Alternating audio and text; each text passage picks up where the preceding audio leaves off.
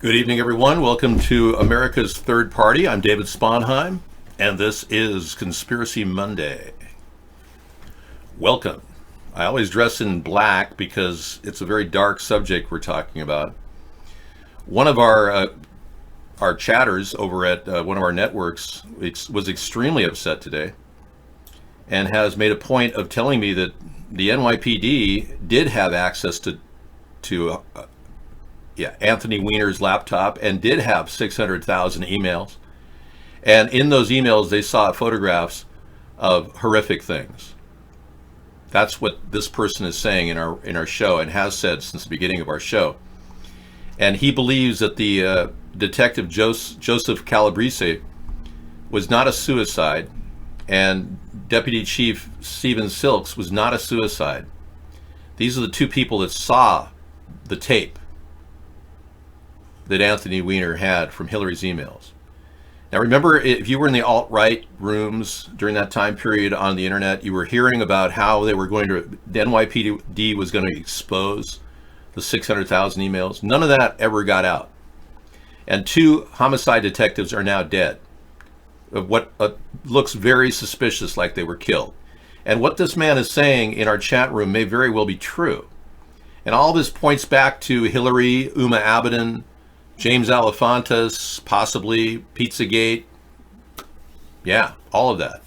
So we have a show dedicated, Conspiracy Monday is dedicated to looking into all the weird, corrupt things that could be happening in our country, and realize that this third party is not about just ignoring those things, like the two parties are doing right now.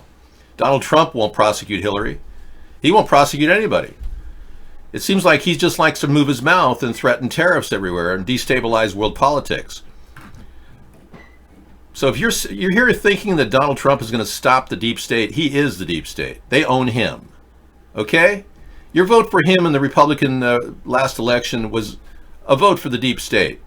In fact, if you're voting two parties still in your upcoming election, you're voting for the deep state. They own it. They own everyone in those two parties. And I can't get into those parties because I'm not owned and I'm not viable. And they don't like me because I'm not viable. They only like people that like money. And I really don't have a materialistic bone in my body. So I'm here to give you what you, the American people, need to defend against this terrible alleged corruption. If this is what's going on, if they're killing people left and right who know things about things, we need to get to the bottom of this. And we're not going to get it from our existing police or FBI. We're going to have a political party, like a third party, to stop this deep state. There's no other way around it. So if you're one of those people that believes that you're going to do it with Trump, no. Sorry. Trump is owned. He's never going to do anything. If you think Ocasio is going to help you, no, she reads off a script of the social justice Democrats who are trying to turn the Democratic Party into an even bigger communist threat. So what the two parties are all about is they divide our country, number one, left versus right, right versus left. You hate the Republicans or you hate the Democrats, so that's exactly what they're achieving. And they're also able to push very, very different and opposing ideas every time they stick a person in the presidency with the support that makes them the president, like big financial support, like Trump got. So in the case of the Democrats, they push a leftist, socialist agenda where they just want to tell you all what to do and take away your individual freedom. They want to push gun control on the left. They want to make sure that you really want a transgender kid and everybody should have transgender kids, according to them. So they're pushing everybody in the left over to the left. And the right wing is pushing everybody in the right even deeper into the right's clutch, where they give tax breaks to super rich people. Even Amazon doesn't pay any taxes. And then they get away with this, supporting the hierarchical society of inequity, where people don't have a chance. Average people don't have a chance to get ahead. These people who are owning our financials love the Republican Party. They love Donald Trump. They've made more money the past couple of years on tax breaks than you can even imagine. So they pull that too. They got the right pushing extreme right-wing thinking, like pro-life. They got the left pushing extreme socialist thinking, like pro-transgender, and taking away our freedoms and individual rights. So this is their game. and they don't want a centrist political movement to form. Problem for them is we've been at this for over 10 years and we're not giving up just because they think they own us. They don't own anybody. They don't own me. And they think they can stop me on the internet. They've got a guy over here named Denny who claims he's my brother, telling me that with the CIA, the GRU, FSB, and MI5 on my side, he said, on his side, you cannot do anything. He's so confident that he's got support from the Russians and the CIA to attack our show every night that there's nothing I can do. You see, these people who own our government are so frightened of a centrist movement that they're willing to do anything to stop a person like me. They'd think nothing of blowing me away. They wouldn't hesitate if they had a clean shot. But they know that I'm a sharpshooter. They've read my record. They know I'm extremely good at what I do. So no one is going to come up to me and try to blow me away, even within a mile's range. So if you have the belief that these people are in the Democrat and Republican Party are helping you, you're a fool. You keep voting for these people in the upcoming elections, you're a complete fool. And you think they're going to do anything for you? They're never going to do anything for you. He's not my brother. He's impersonating my brother. I don't have a brother named Denny. This guy's been impersonating our show and claiming to be my brother. I've got all kinds of dirt on him, and I will be prosecuting him later. But right now, we have to work on just moving forward against all these terrible odds. And if what he says is true, that he's working with the CIA, the GRU, the FSB, and the MI5, then yeah, we've got formidable opponents out there trying to stop us. But I don't necessarily believe everything I read on the internet either.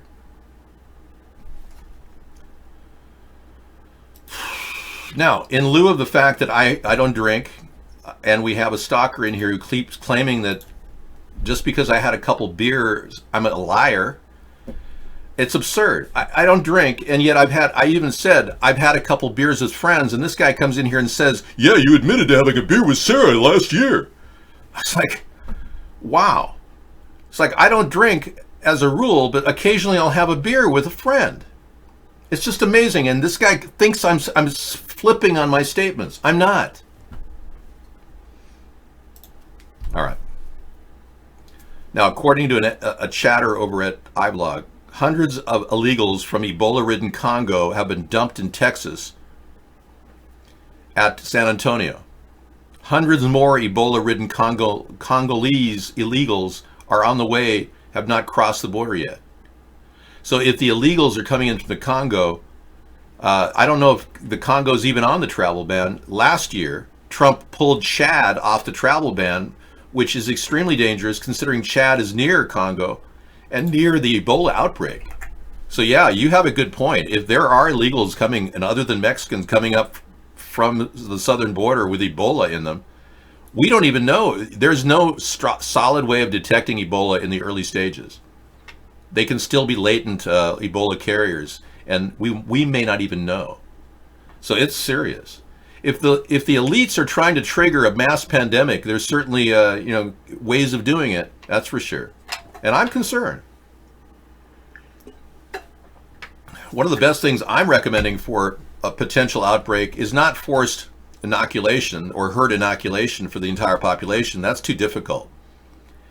We've got your addresses. We could easily mail you N95 masks to everybody in America. So what I will be doing is apportioning some of the money that is being allocated to the CDC and maybe firing a few CDC employees to accommodate a mass shipment of PN95 masks, which I think are the state of the art. I've used them. They're great. I'm going to order the ones for the CDC that have the blowout tube right there. These things you can use for lawn work. They remove everything down to viruses. And there's no reason why our country shouldn't have lots of these things on hand.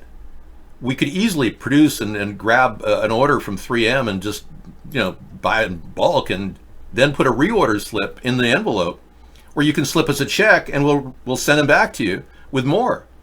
And we'll still make money on that because when you reorder, we'll actually get money back. We'll have a little higher price than the wholesale cost.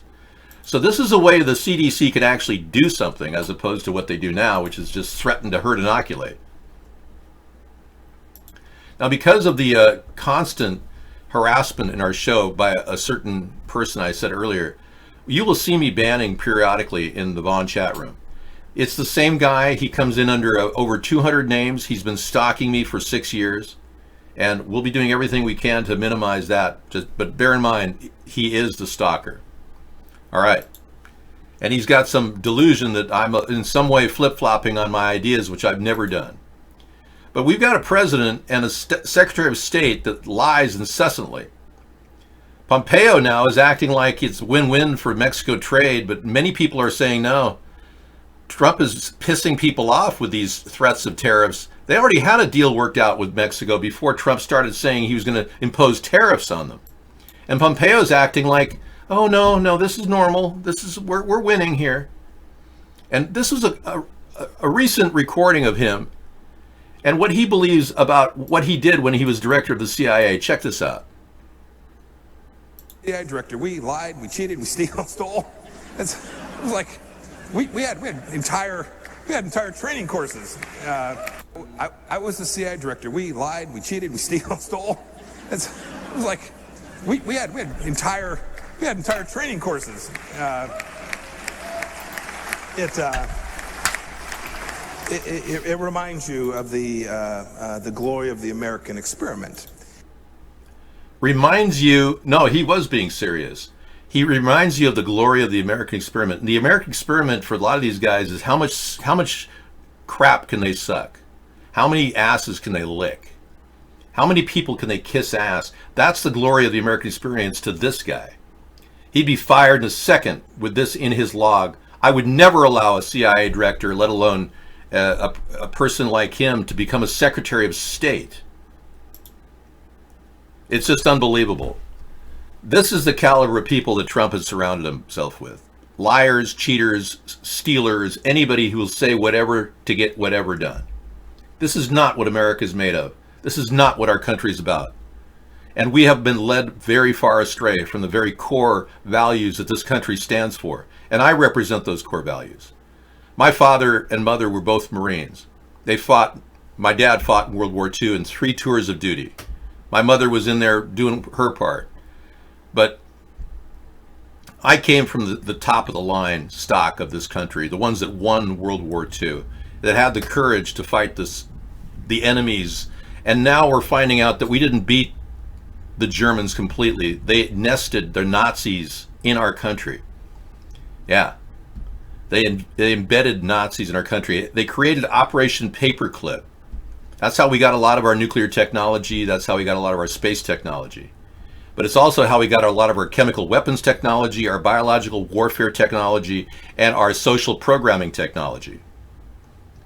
That's right. Hitler's work went into America. So now we have a bigger problem. We have a nested group of Nazis living in DC and making decisions for the future of this great country. And the people that fought for this country, that really did invest their lives, are not the ones running the country. We've got draft dodgers like Donald Trump, who had his father write him a slip saying he had bone spurs to get out of the war. 5 times he draft dodged. 5 times Donald Trump avoided the war.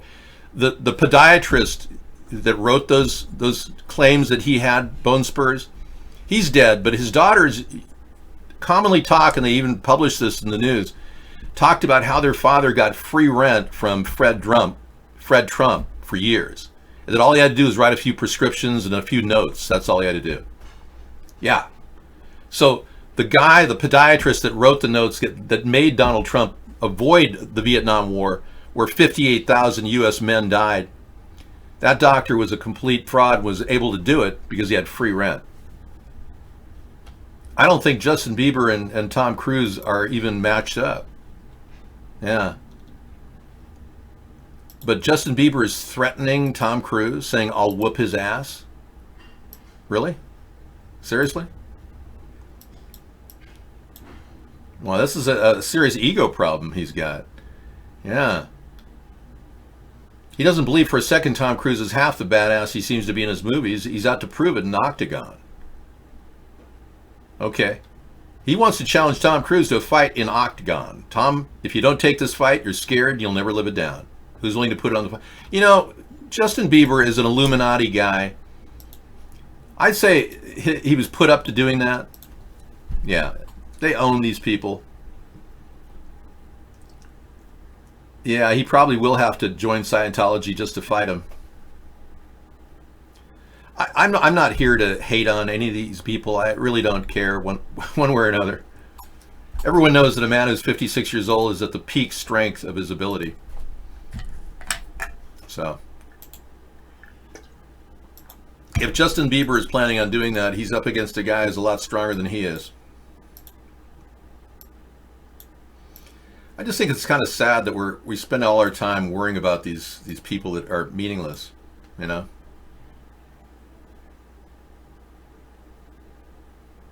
Kind of a waste of time.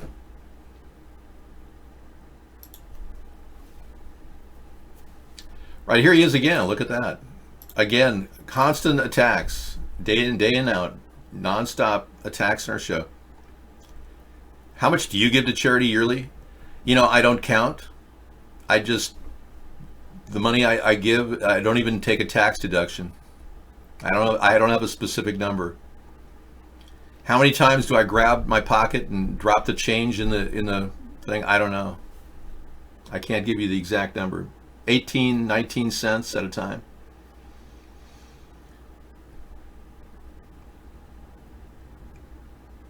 Professional athletes are under 30 because they have more stamina than peak strength. When you're young, you have more stamina but less strength. When you're older, you have more strength. You should know that. Look at Joe Rolino, the man who was the Coney Island muscle man that truly was a legend beyond words can spare. Joe Rolino he died in 2010. Some car hit him, but he was 105 years old. And he was known for he was the world's strongest man. Even at 101 years old, he ripped a phone book apart with his arms. Yeah, so many of you don't even know what a true specimen of human strength is until you've seen Joe Rolino, the strong man from Coney Island. It's the Yeah. If you do charity for tax write-off, is not for right reasons. Yeah, I don't do charity for tax write-off. Okay. Dave, I've already asked very important questions about future ATP government. Please, would you answer them? Sure. McDundy, the problem is oftentimes your questions get buried in chat, and we have to go back and search through all of your questions. How many places means a new ATP government? How deeply enough people for fulfilling government places? You're not really making a lot of sense, so I haven't answered any of your questions. If you could piece together a coherent statement, that'd be great. I'm reading all I can. Sky Viper Scout live streaming and video recording camera, RC drone quadcopter, $29. So in other words, you could be a voyeur in your neighborhood for $29. Look at this. Amazon, buy it now. You can have a drone with a camera on it connected to your gamepad for $29 and free shipping. How can anyone not buy that? I'm not buying it. I'm not a voyeur. Thank you for your service, Saffron Rice.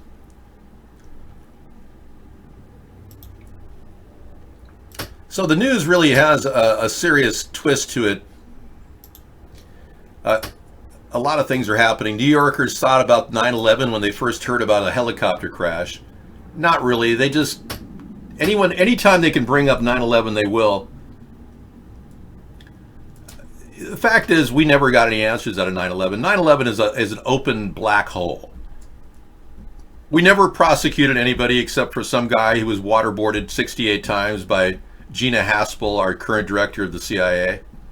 She literally waterboarded a guy 68 times to get some bogus confession that he somehow knew Osama bin Laden or had access to knowledge about the 9/11 attack. We've never arrested anybody about 9/11. Oh, but New Yorkers, they thought about 9/11 when they heard a helicopter crash. A pilot has been killed after a helicopter crash lands on a roof of a New York City skyscraper. Helicopter crashes are normal. It's the most dangerous flying vehicle you can get in. It's even more dangerous than experimental aircraft like John Denver died in. Rocky Mountain High in Colorado. Okay, so Jesse Waters, John Dean's testimony is a stunt. No, it isn't. John Dean's absolutely right. There's enough evidence to pull off a Watergate-style hearing with the impeachment, but Pelosi's bought off. Continuing to go after President Trump on the Russia investigation. In what they're calling lessons from the Mueller report, the House Judiciary Committee starting a series of hearings today trying to prove that Trump sought to obstruct a federal investigation. Former Nixon White House counsel and a key figure in the Watergate scandal, John Dean, was up first. Here's Republican Congressman Doug Collins pressing Dean, who tried to explain the importance of this hearing. Where we're headed with this is the concern that I have. What does this committee have that Robert Mueller didn't have? This committee does have a role, and it is adding something that the special counsel could not, and that's public education. This report has not been widely read in the United States.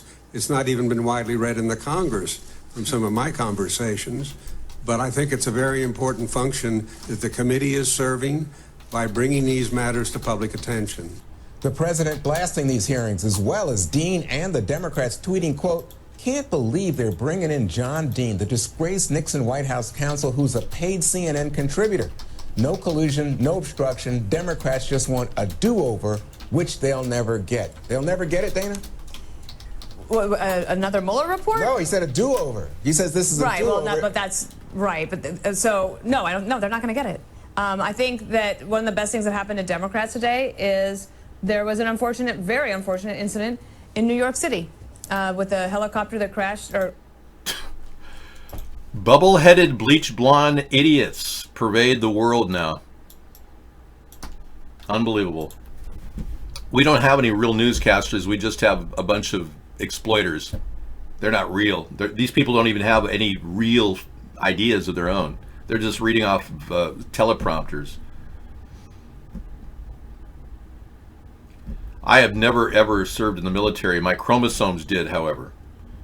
They were very good. My father served in 3 tours of duty in World War II in the Philippines. He went back for more every time he lost buddies, and he just kept fighting. My dad was a war hero. So my chromosomes saw some action, but unlike Trump, I didn't dodge the draft. I filled out my papers in the necessary time, selective service documents. Unlike Obama, who has a fake documentation of selective service, I don't have fake documentation. I have real documentation.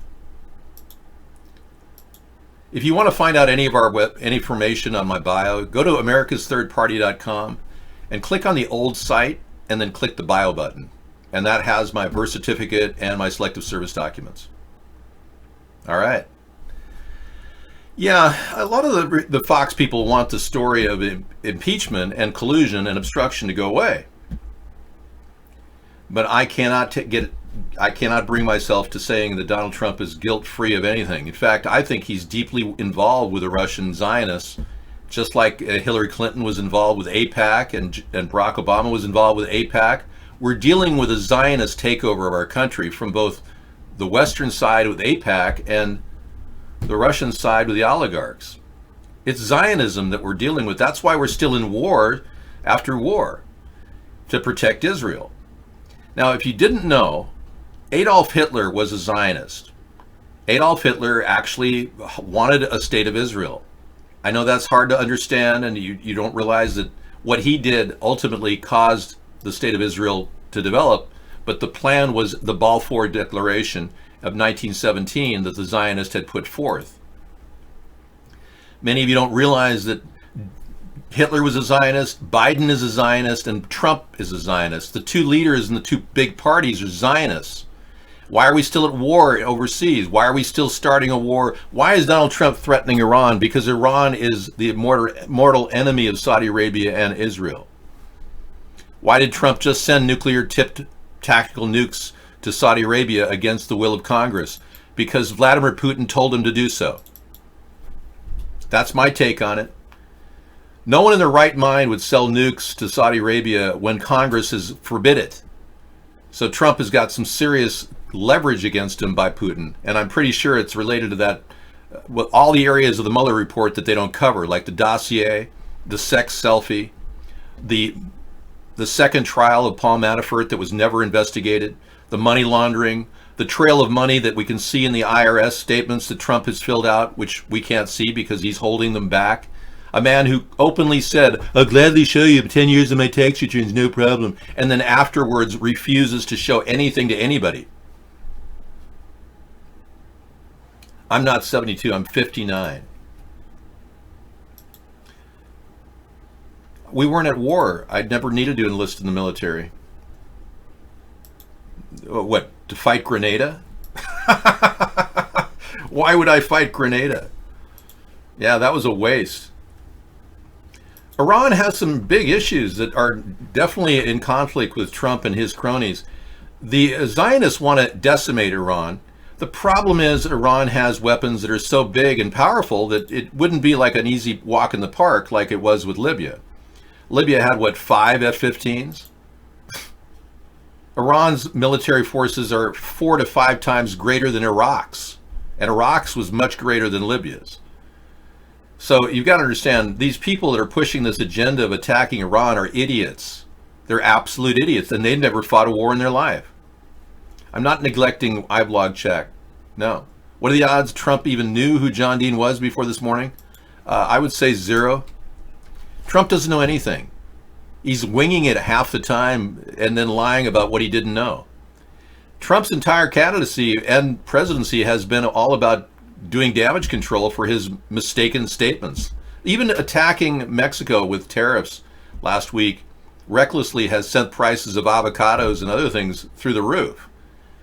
And now he says, oh, we worked a deal out. Well, we found out now that the deal was already worked out before he threatened tariffs. So everything about him is a lie, and he's doing damage control just to walk out of that last lie, whatever it is. Okay, Misanthropy has a link. I'll take a look. Hi, Sarah.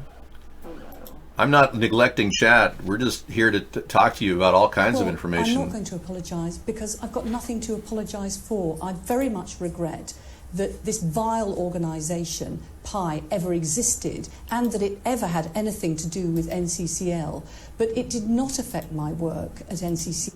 Okay, we can't prove sex with children does them harm, says Labor linked. That's just weird. I'll look at that later. Brexit brawl. Yeah, thank you. No, Vaughn is never going to be a good. I'm going to mute that site. That way I won't have to look at it. Sarah is here. She's just, we don't want to hear that kind of stuff right now, okay? We want to do fun stuff. Trump doesn't know anything. That's why he did steal my ideas. Are you that stupid? You don't understand? Wow. Poor guy. I have to keep banning Milko. Anytime you see him post anything, just keep banning him. I asked him to leave the show, and he keeps coming back under 200 usernames. All right. Hi. Sarah's here to calm all of us down. She's going to give me a break while I make some dinner. Pompeo, the guy I just showed you, openly says he lies all the time. He claims this is diplomacy at its finest. He defends Mexico deal amid criticism of Trump's tariff threat. Pompeo would put a nice sound on anything, even bad things, just to look good. He's a liar. He's an admitted liar. I just showed you that. Okay, I'm going to step out. I'll be back. Thank you. Thanks, Sarah, for giving me a few minutes. Yeah. Take your time, David. No worries. We'll just be here talking about the news. Or not.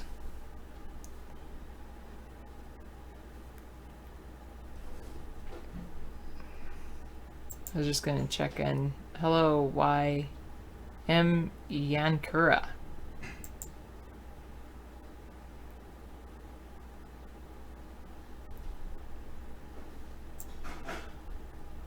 That's a lot of people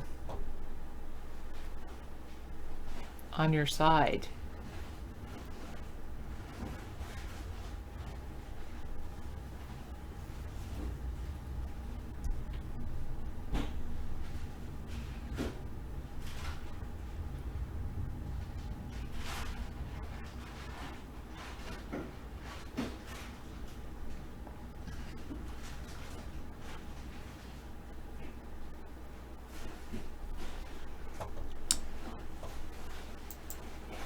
Sarah, I should suggest to David to broadcast the show in a tuxedo. I think it's enough that he broadcasts the show in a suit and tie. I think that's plenty. Sarah, are these two people the same person?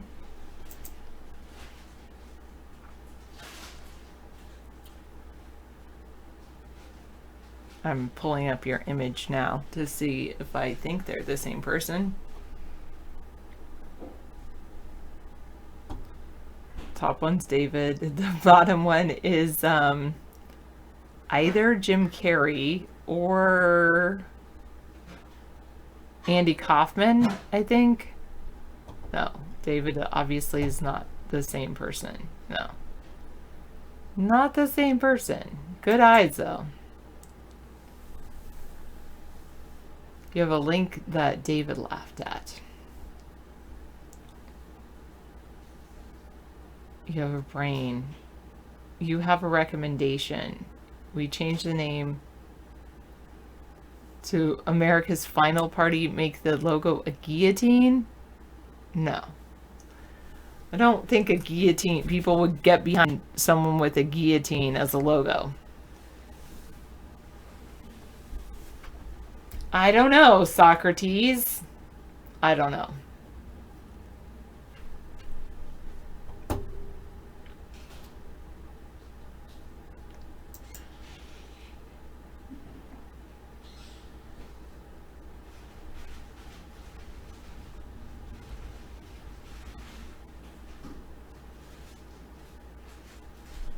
Where was that other one?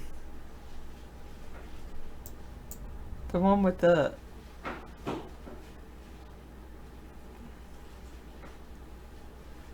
You would get behind it? Well, you would.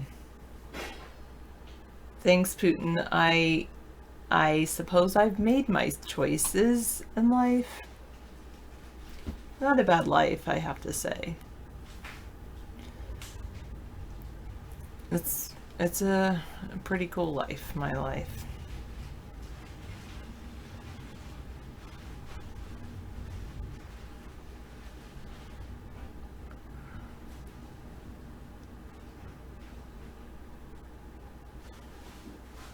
All right. I think I'll neglect chat for a while and go look at... You done your nickel? Hello. When does who turn 35? If you're talking about me, in -6 years,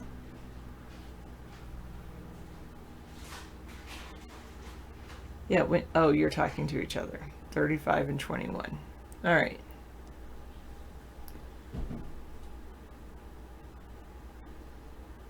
Trump says if Xi does not attend G20, more China tariffs will go into effect immediately.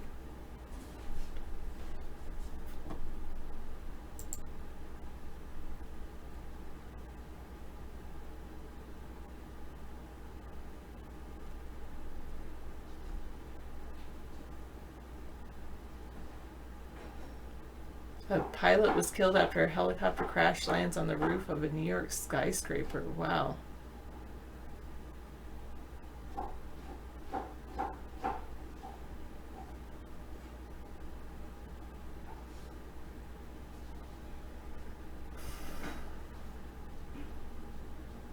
U.S. Customs and Border Protection say photos of travelers have been stolen in a data breach. And the House Homeland Security panel is going to hold hearings on DHS's use of biometric information in the wake of this breach.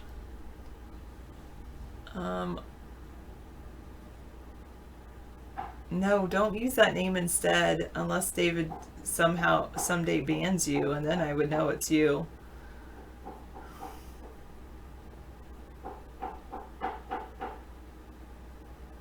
It just sounds like you're so depressed when you use names like that and talk about things like that.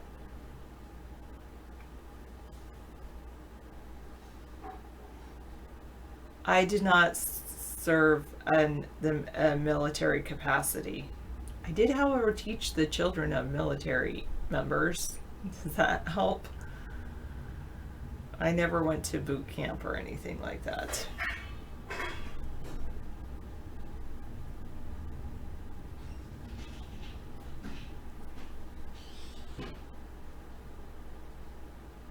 Yes, Meta-Nemesis, that was him.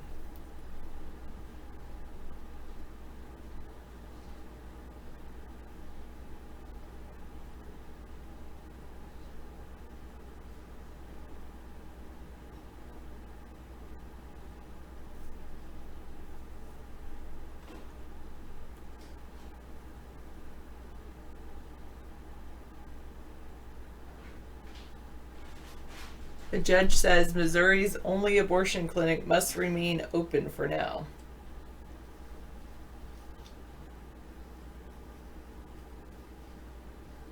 Yes, you're under that name, or yes, you're depressed.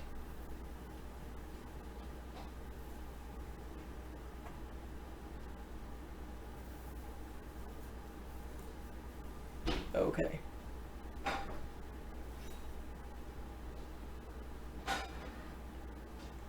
Nearly 80% of caucus goers in Iowa want some candidates to drop out.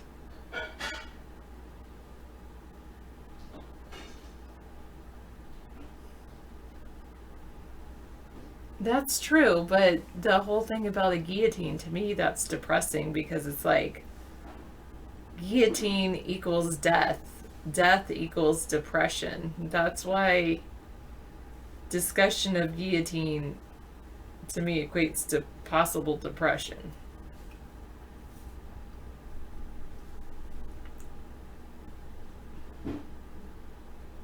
California is going to provide health care to undocumented immigrants.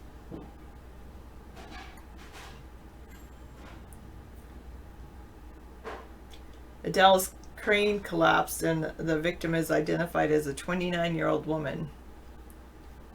Oh, to you, guillotine is equal to solving the corrupt politician problem. Thanks, Bobs. What did David and I buy at the fish market? Well, I think I have some blocks left in my fridge, but those are super salty. I don't think I'll be buying them anymore. I didn't realize how salty they were a long time ago when I ate them. They're very, very salty. And then I have some, we have some salmon in our freezer. That's about it. David is working hard in the kitchen. You bought some flounder? Nice.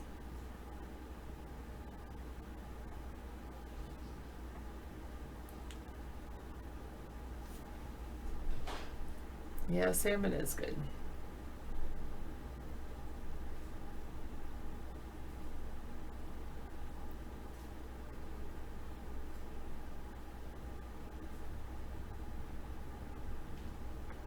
Tourists are dying when they're going to the Dominican Republic? Huh.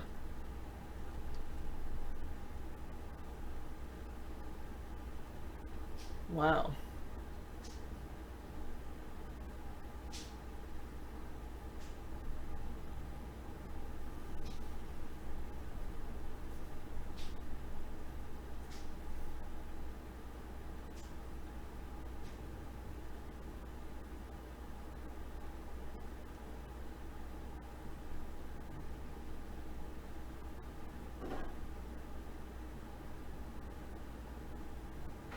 Raytheon and United Technologies are expected to merge. into aerospace, into an aerospace defense giant. Oh, Salesforce is buying Tableau? Wait. But their stock dropped sharply? But it's the biggest acquisition in its history. Wow.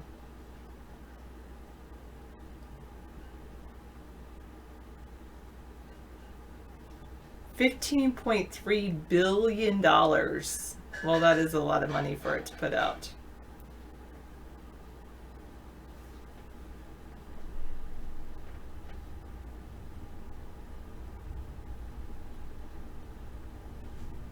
Oh, an opioid manufacturer is filing for bankruptcy protection after a settlement.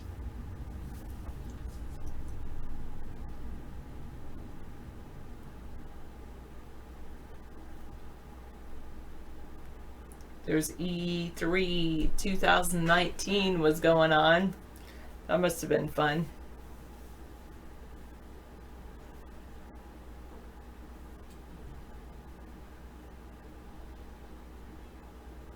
Well, AMD has a 16-core Ryzen 9 3950X. It has up to 4.7 gigahertz, 105 W watts, I guess, coming in September. And they're introducing RDNA architecture.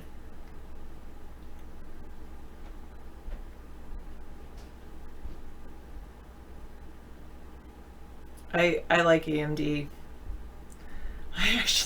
That's one of the stocks I made. That's my best stock. I think it doubled last weekend. I should have bought more then before it doubled, but that's okay.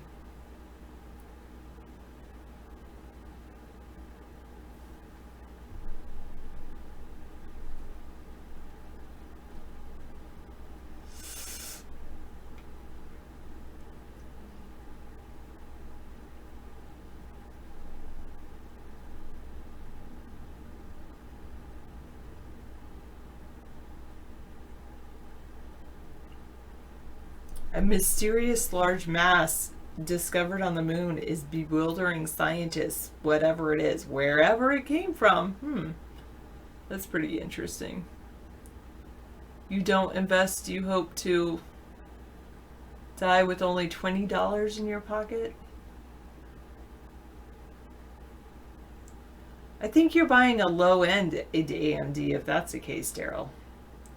I think there's low-end AMD and then there's high-end AMD.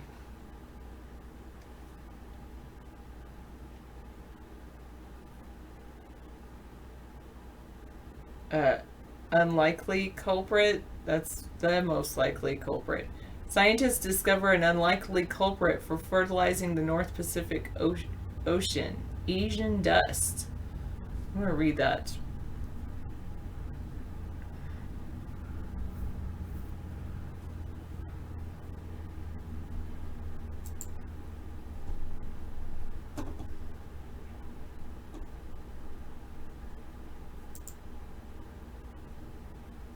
Sarah, come watch this movie. You're watching a movie from 1963 called Cleopatra that's 4 hours long. Oh. It would make your next PC AMD. They work with Linux developers to improve their GPU driver, unlike NVIDIA and their proprietary.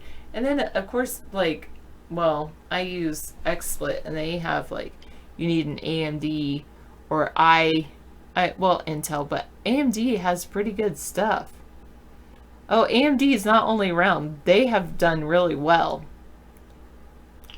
They've done really, really well. And you know how you said invest in AI? I was like doing well in AMD, so I bought more.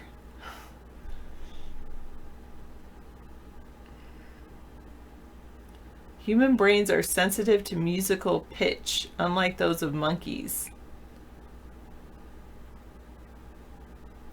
The number of measles cases in the U.S. hits a new record high. How to tell if you're pre-burnout. It's almost summer. That's how to tell if I'm pre-burnout. Like,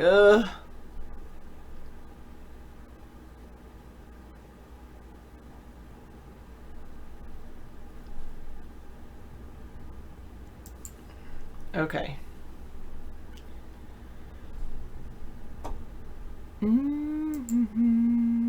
I'll remove that. My goodness, David, how many of these do you have open?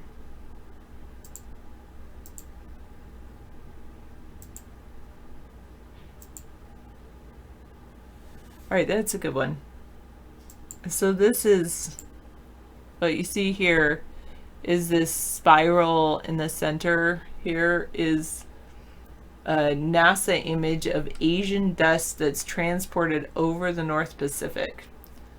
The vast subtropical gyres, large systems of rotating currents in the middle of the oceans, cover 40% of the Earth's surface, and they've long been considered biological deserts with stratified waters that contain very little nutrients to sustain them.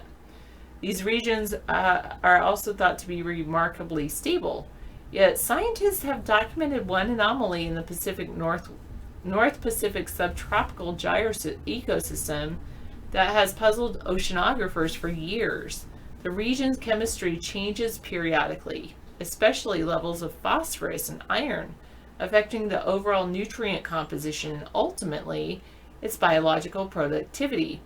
In a new study published this week in Proceedings of the National Academy of Sciences, researchers document what induces these variations.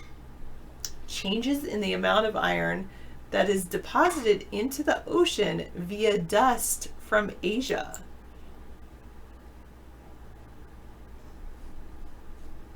We now know that these areas that were thought to be barren and stable are actually quite dynamic, said Ricardo Letelier, an Oregon State University biogeochemist. Ooh, what a cool thing. A biogeochemist and an ecologist who, in collaboration with David Carl at the University of Hawaii, led this study. Since these areas cover so much of the Earth's surface, they want to know more about how they work in order to better predict how the system will respond to climate variations in the future. The study focused on the North Pacific subtropical gyre. It used 3 decades of observational data from Station Aloha by the Hawaiian Ocean Time Series program, which is funded by the National Science Foundation. The surface layer of the North Pacific gyre is characterized by very clear waters with hardly any nutrients. The extraordinary optical clarity of these waters allows sunlight to penetrate deep into the water column and support photosynthetic activity below 100 meters, below 328 feet.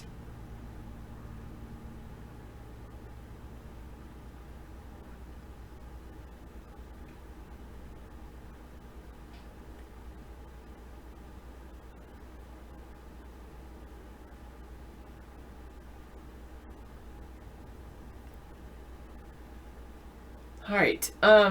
Typically, the ocean's upper water column is fertilized by nutrient-rich water mixing from the deep, but these waters are very stratified and little mixing takes place. Deeper water, hundreds to thousands of meters below the surface, is enriched in nutrients through the decomposition of the remains of small organisms that grew and harvested the scarce nutrients in the surface layers before sinking toward the seafloor.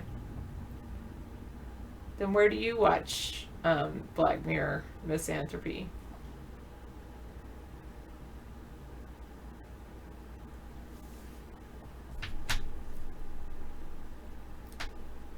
Oh, there's a video.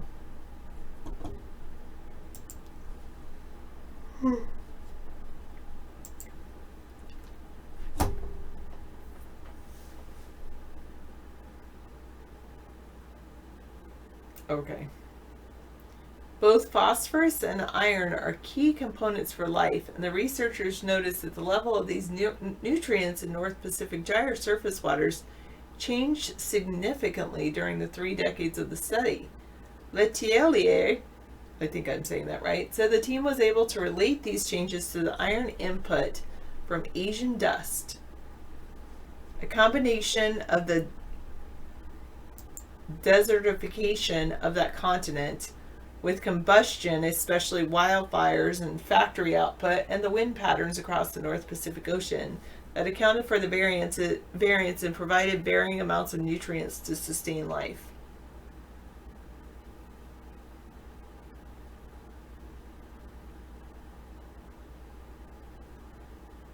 Oh yeah, you have said that, Misanthropy, or somebody said that.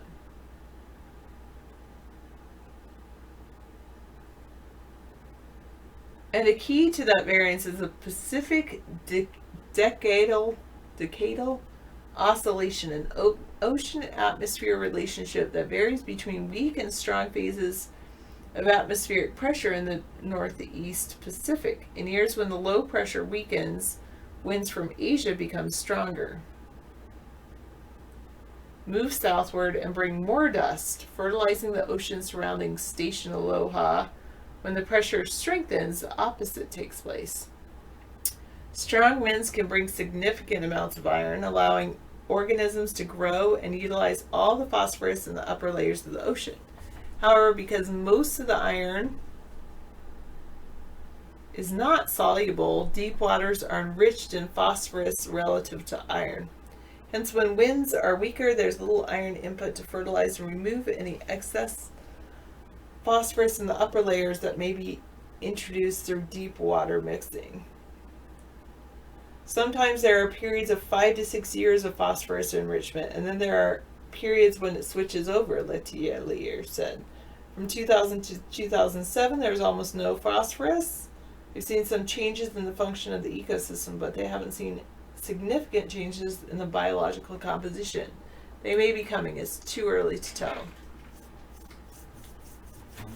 As the Arctic warms, the scientists say they expect to see long-term changes in wind patterns across the North Pacific. In addition, the evolution of land use and pollution driven by anthropogenic activity in Asia will affect the sources and magnitude of iron and other nutrients carried by wind across the ocean. All right, that's pretty good. Share your link on stream.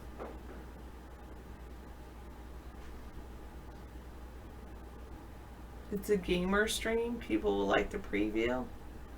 I can't do that now. Not until 10 o'clock after David stops his recording. Unemployed says there's no need to water the plants where it is. It's raining hard. Isn't unemployed the same as Anita? Sometimes when you guys make multiple usernames, it's hard to keep you straight.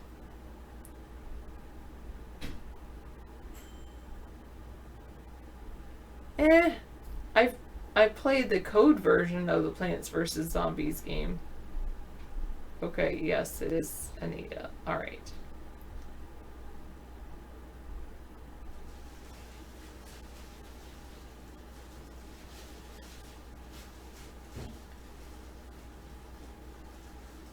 Don't add lemon to your water, add an eggplant instead. What?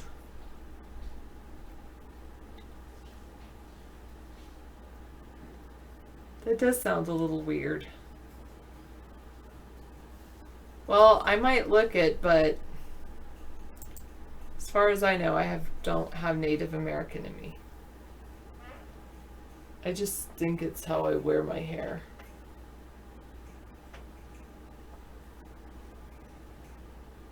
I have a big forehead.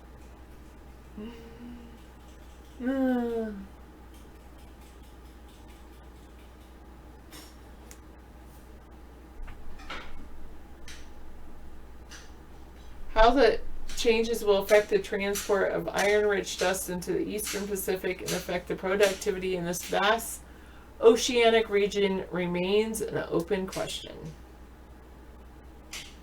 I don't know why the L is silent in salmon.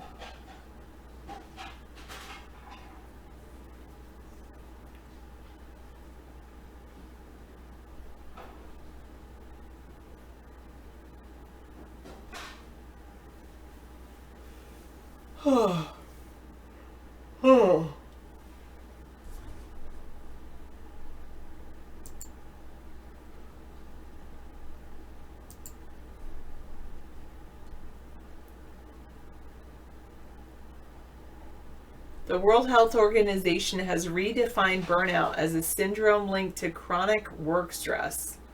There's a difference between a busy workload and something more serious, writes Zaria Gorvet. And this is on BBC.com. If you said you're suffering from burnout in the early 1970s, you might have raised some eyebrows. At the time, the term was used informally to describe the side effect that heavy drug users experience, the general dimming of the mental faculties, for example, as was the case with many a party animal. However, when German-American psychologist Herbert Freudenberger first recognized the problem of burnout in New York City in 1974 at a clinic for addicts and homeless people, he wasn't thinking of drug users. The clinic volunteers were actually struggling too. Their work was intense and many were beginning to feel demotivated and emotionally drained. Although they once found their jobs rewarding, they had become cynical and depressed. They weren't giving their patients the attention they deserved. Freudenberger defined this alarming new condition as a state of exhaustion caused by prolonged overwork and borrowed the term burnout to describe it.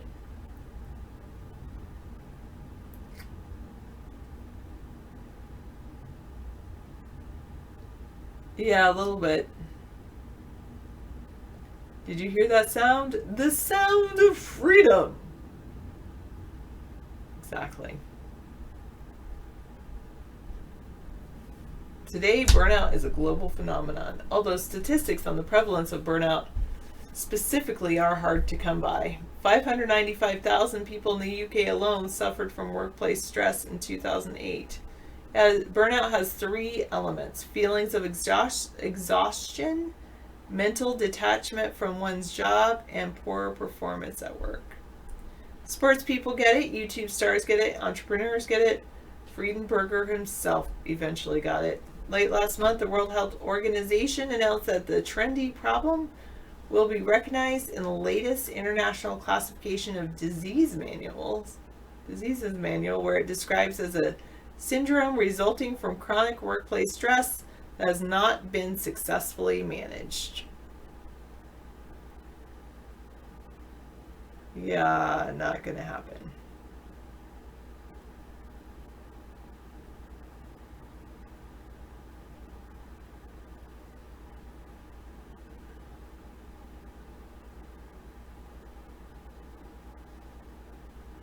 No Bengalitis.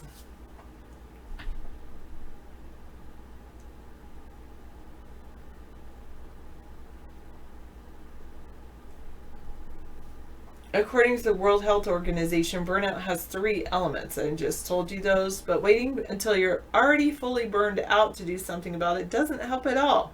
You wouldn't wait to treat any other illness until it was too late. More? How many do you have, Misanthropy? Hello, Winchell.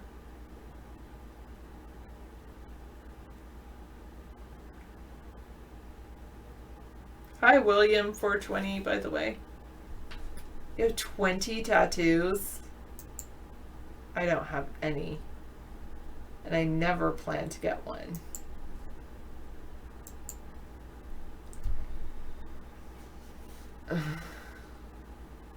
Feeling the burn. How can you tell if you're almost but not quite burned out? A lot of signs and symptoms of pre-burnout would be very similar to depression.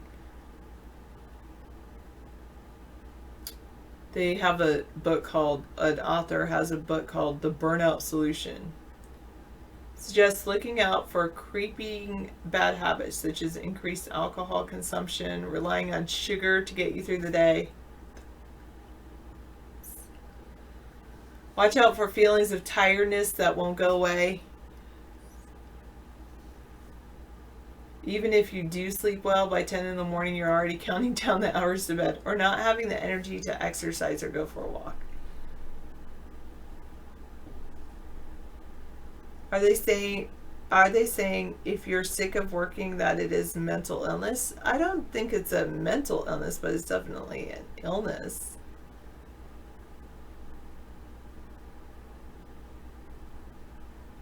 They're saying it's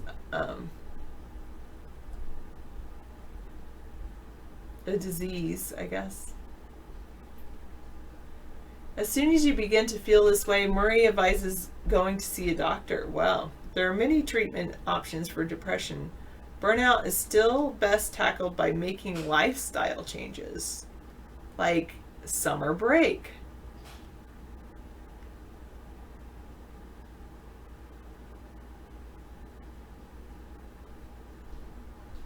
Oh, it's still not a medical condition. It's still classified as an occupational phenomenon. It's important to get help from a medical professional who can distinguish between the two, because although there are many treatment options for depression, burnout is lifestyle.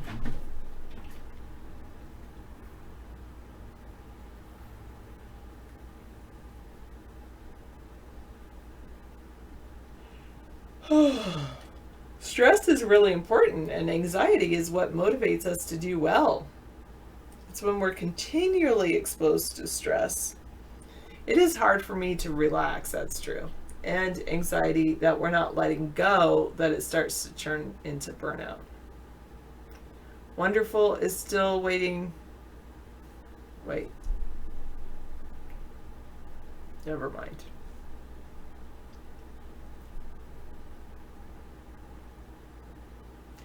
Take that big project you've been working on. It's normal to feel a kick of adrenaline when you think about it, and maybe it's kept you up at night, but Murray suggests if you still feel restless once it's over, it's time to consider if you're at risk for burnout. It's when you're bringing that with you into the next stage of your day and adding to it continually.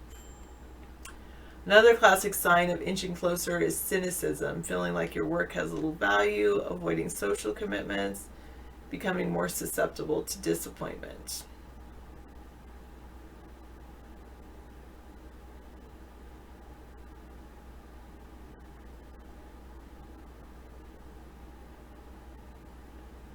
Jack Francis Walker, a psychotherapist based in London who specializes in burnout, says someone on the brink will probably begin to feel emotionally numbed or mentally distant, like they don't have the capacity to engage as much in the ordinary things of life.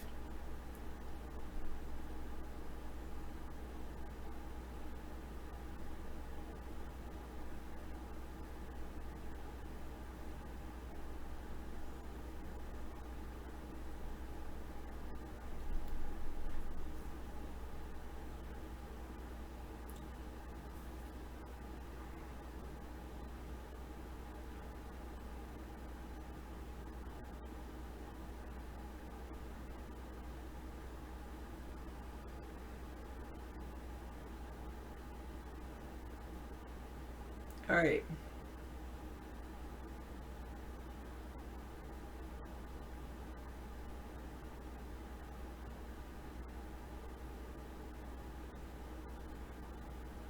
You're mentally something, Winchell? Yeah, why did you have to get an electrocardiogram?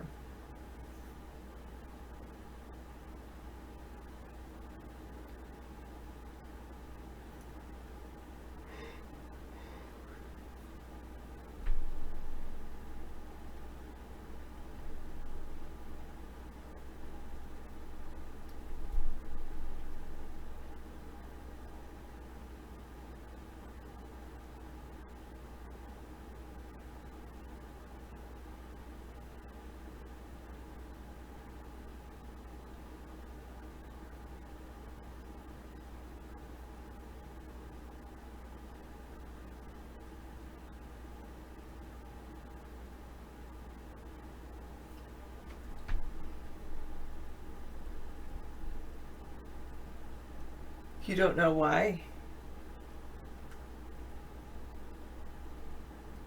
They wanted to measure your... Okay, interesting. They just needed another reason to bill your insurance. Oh, thank you.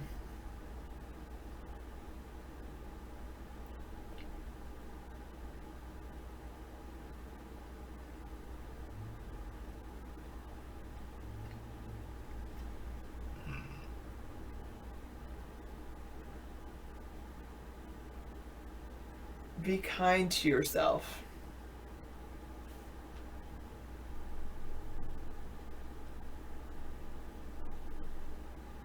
Fun to look at your heart. That's good.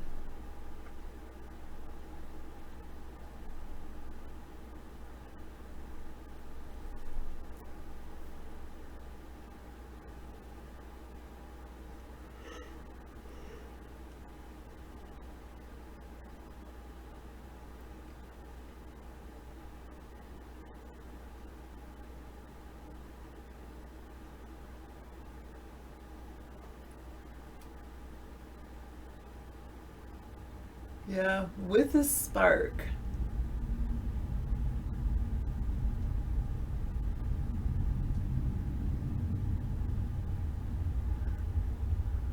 Haha, Chicken, that's so funny.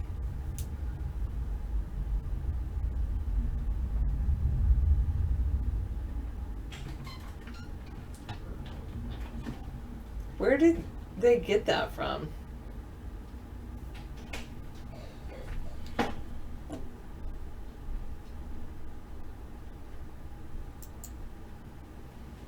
That's definitely stalkery. Stalker kind of thing. Activity. Weird.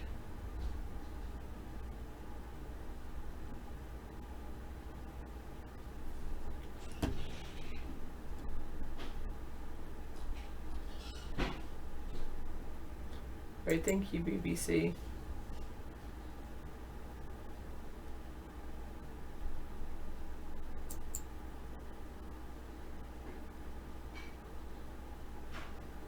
Thanks, Mr. Lonely One.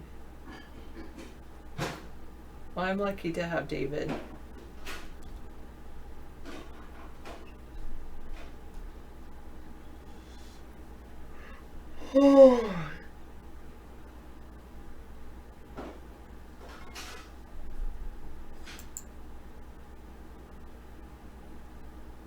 Yeah.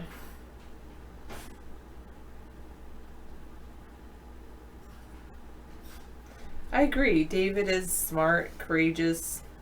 Yeah, something to be admired.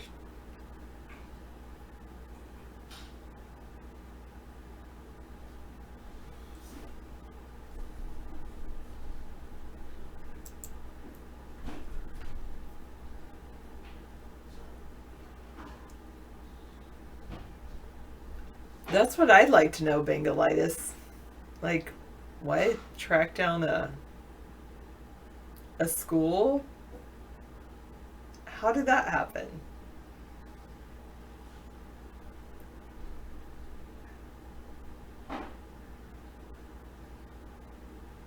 Why are you so sad, Winchell?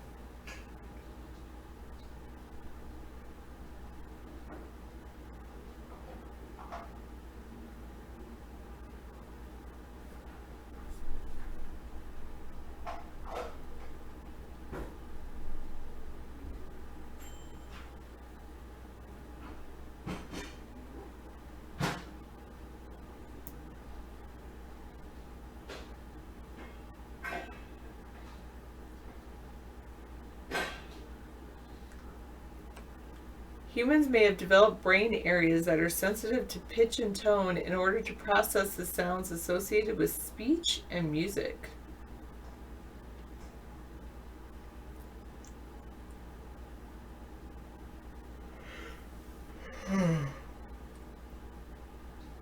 You can't tell me why you're sad, okay.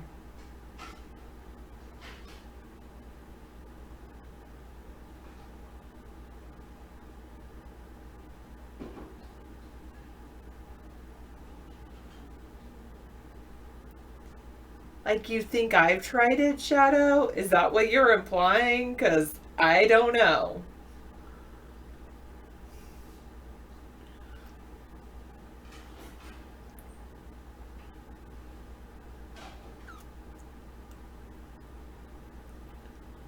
No, I don't think he is doing something vegan. I think he's adding something with hot dogs.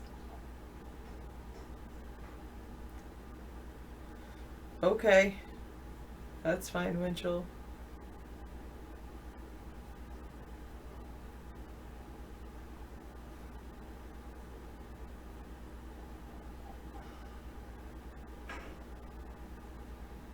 Oh, I guess I should go in and clear it out. Thanks, Victory for Cake.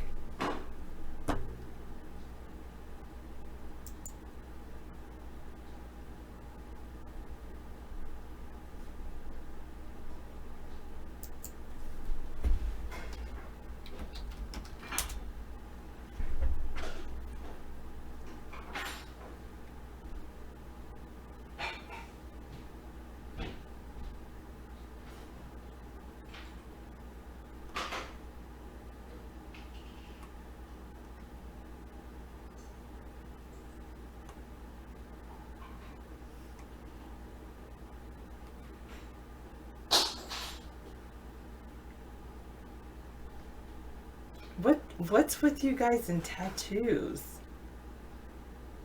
No, I don't think so, Victory. And even if she does, I don't care.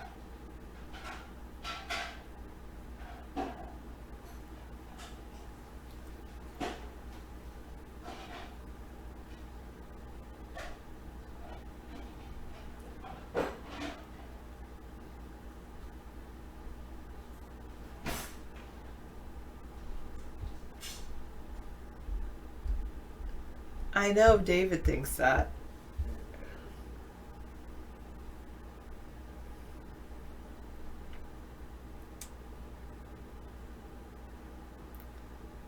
I think he's capable of doing a GoFundMe Bangalitis and posting the link if he did.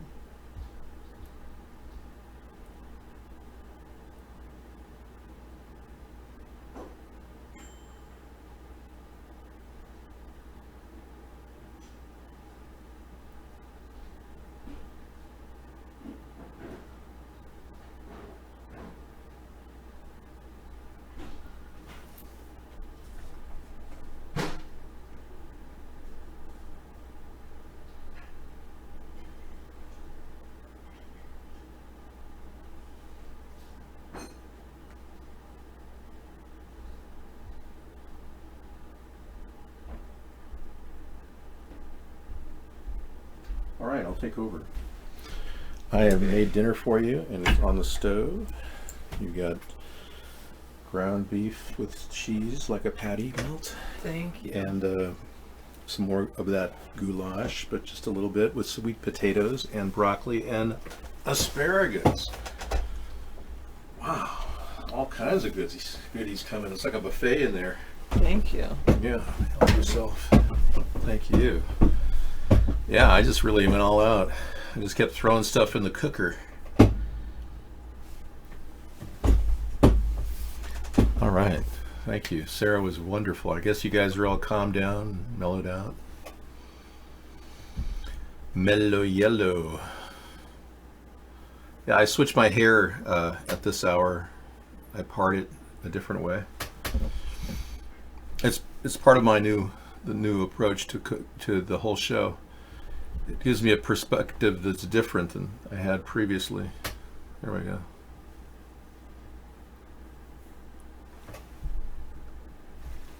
It's not working up here though for some reason. Oh, hey, could you beat Jordan? Yes, I could. I could make better food by far. Yeah, I just don't want to. I just don't want to have to go up against a guy who's obviously on a big ego trip. Anybody who comes up with a show called The F Word. That's what I did. I used avocado paste on my hair, and it came out weird. You know, it's like I was using avocado paste. That's why it got this way. Yeah. Well, I had this bad avocado, and I didn't want to waste it, so I just put it in my hands, and I went through my hair like that. That was today. Yeah. So what do you want to talk about? We've got a lot of discussions daily about the corruption in our country. We could easily talk about anything.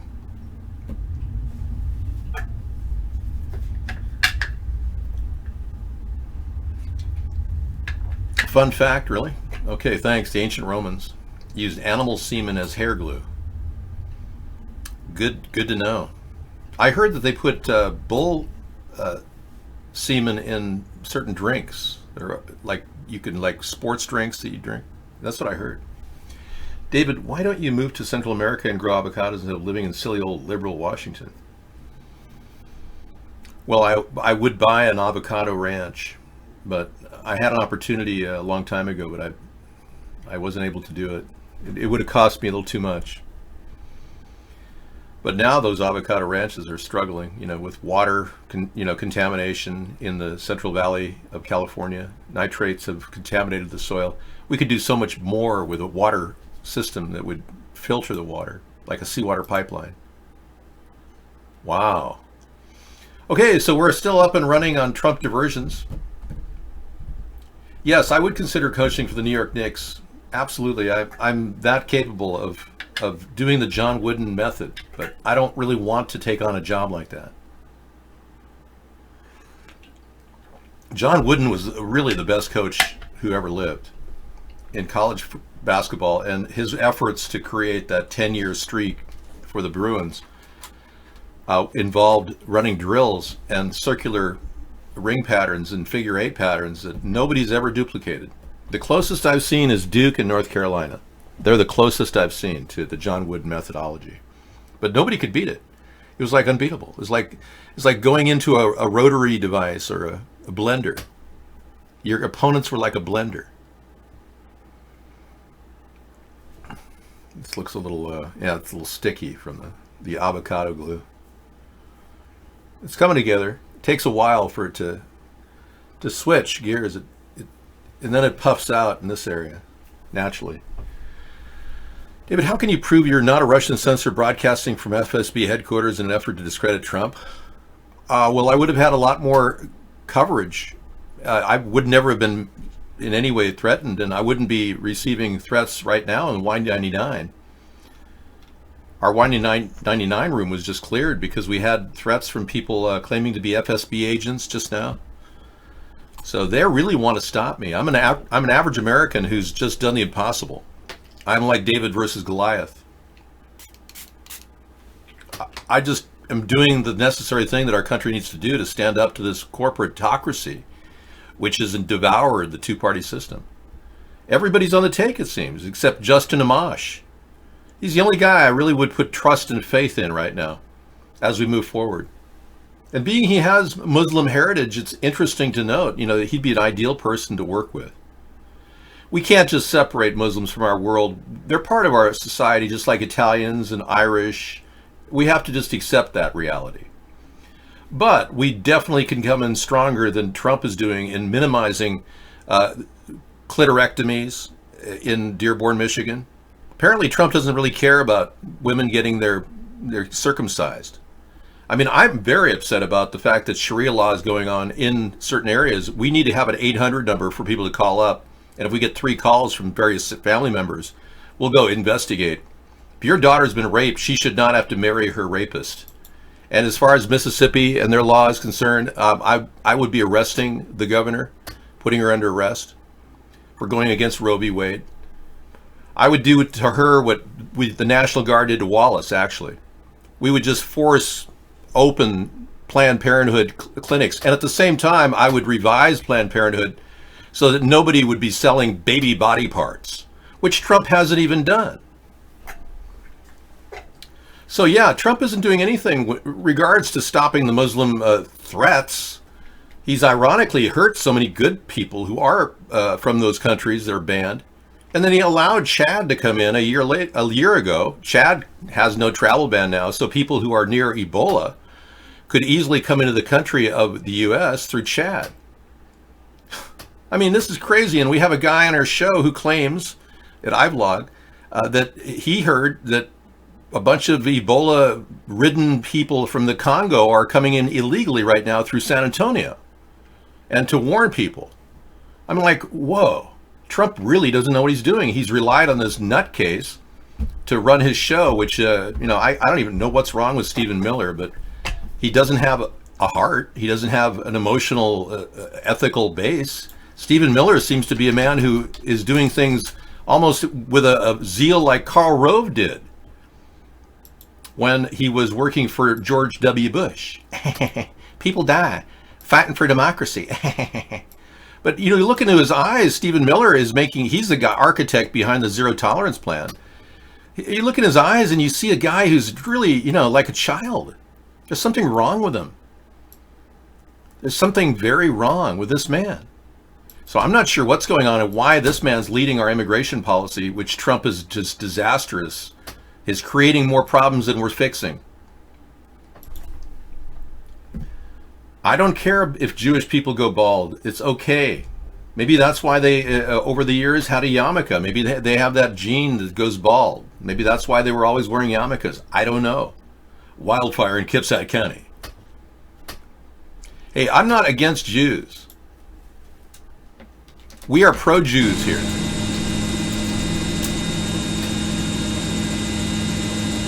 I just don't want really greedy Ashkenazis like the Nazis taking over our country like that happened in Hitler's time. David, you still need to visit my Twitch channel. I know. I can't even start my own Twitch channel. I'm still working on it. David, will your mobile medical units cover surgery to become a trans man or woman? No. Absolutely not. There. Okay, tourists are trapped at Six Flags. Near one of America's biggest amusement parks. A fast-moving brush fire breaking out near Six Flags Magic Mountain outside of Los Angeles. Thick smoke billowing just behind some of the park's popular water slides, creating a haze throughout it. Guests initially told by the park to evacuate. Panicked parents and children racing to the exits. You could see the blaze burning with fire crews nearby. But LA County Fire asking those guests to stay put while 100 county firefighters battled the flames. All right, Marcy Gonzalez joins us now live from that theme park. Marcy, the skies behind you, we can see they are clear now, and guests are being allowed to leave, but there was a real concern at one point that the fire could get inside. And could the Colossus actually be lit on fire legally? I mean, would that be the ultimate ride? I mean, let's find out that. Let's go here for more updates. 19 minutes of Kitsap County wildfires starting. It's that time when they evaporate the California coastline and then just start igniting it.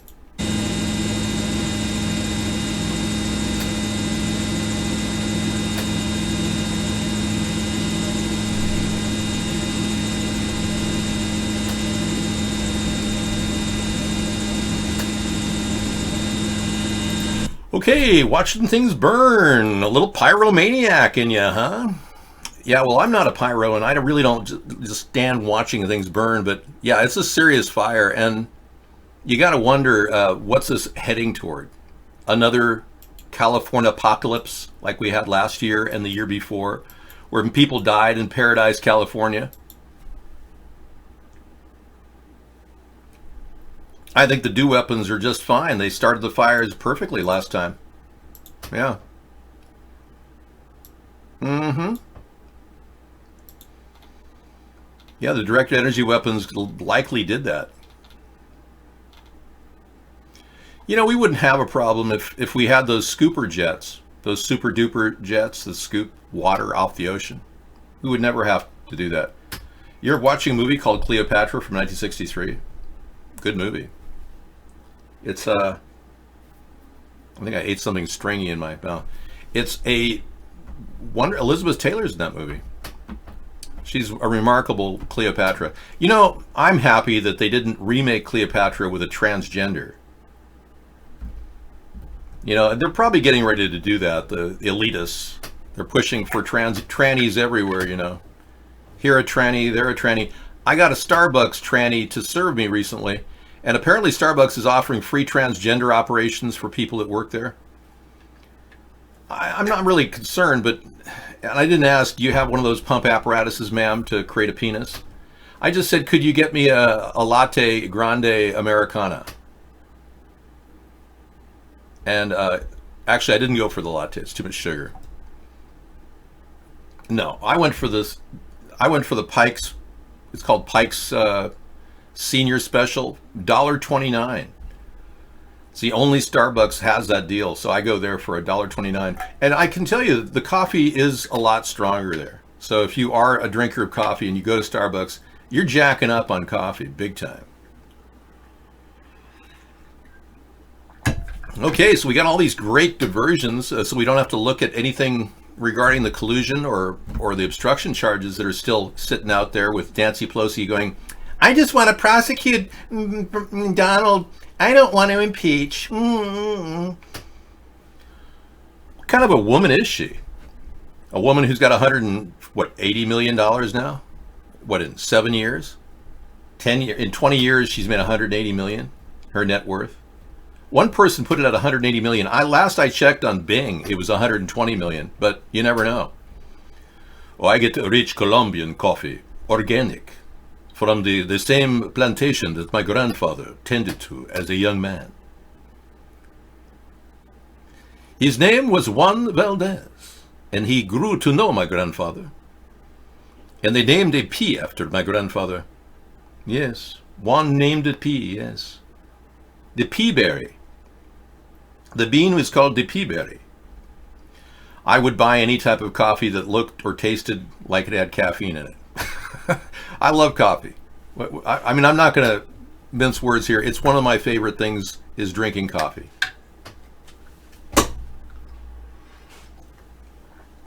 No, my grandfather didn't know Tony. Okay, say hello to my little cup of coffee. How'd you like that, huh? I am addicted to coffee, yeah. I don't mind telling you I am.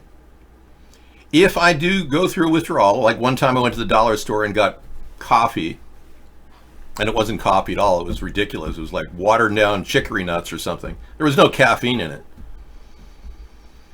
And I'm sitting there drinking my non-caffeinated coffee, and lo and behold, I started projectile vomiting.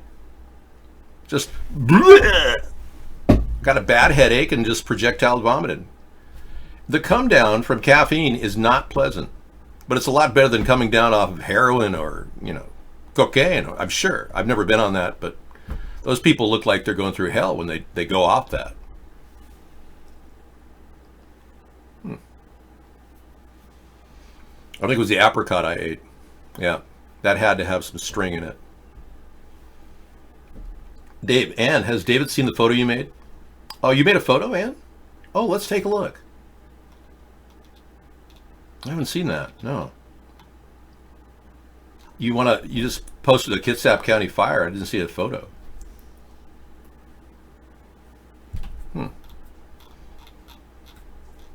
Strange sensation. Think you have maybe I have a microfiber in my mouth.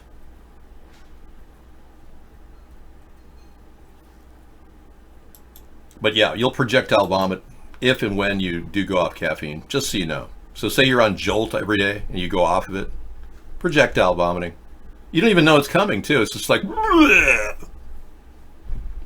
I will play Larry Sinclair. Let's take a look at Larry Sinclair, everybody. These are the three men that Barack Obama had sex with in 2005, 4, 2. And in 2007, they were all killed.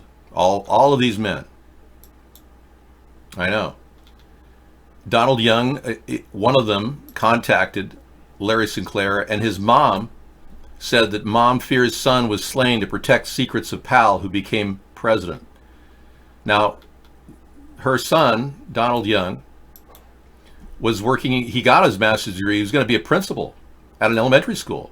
That was his big goal. But he was shot to death in 2007 along with all those two other men.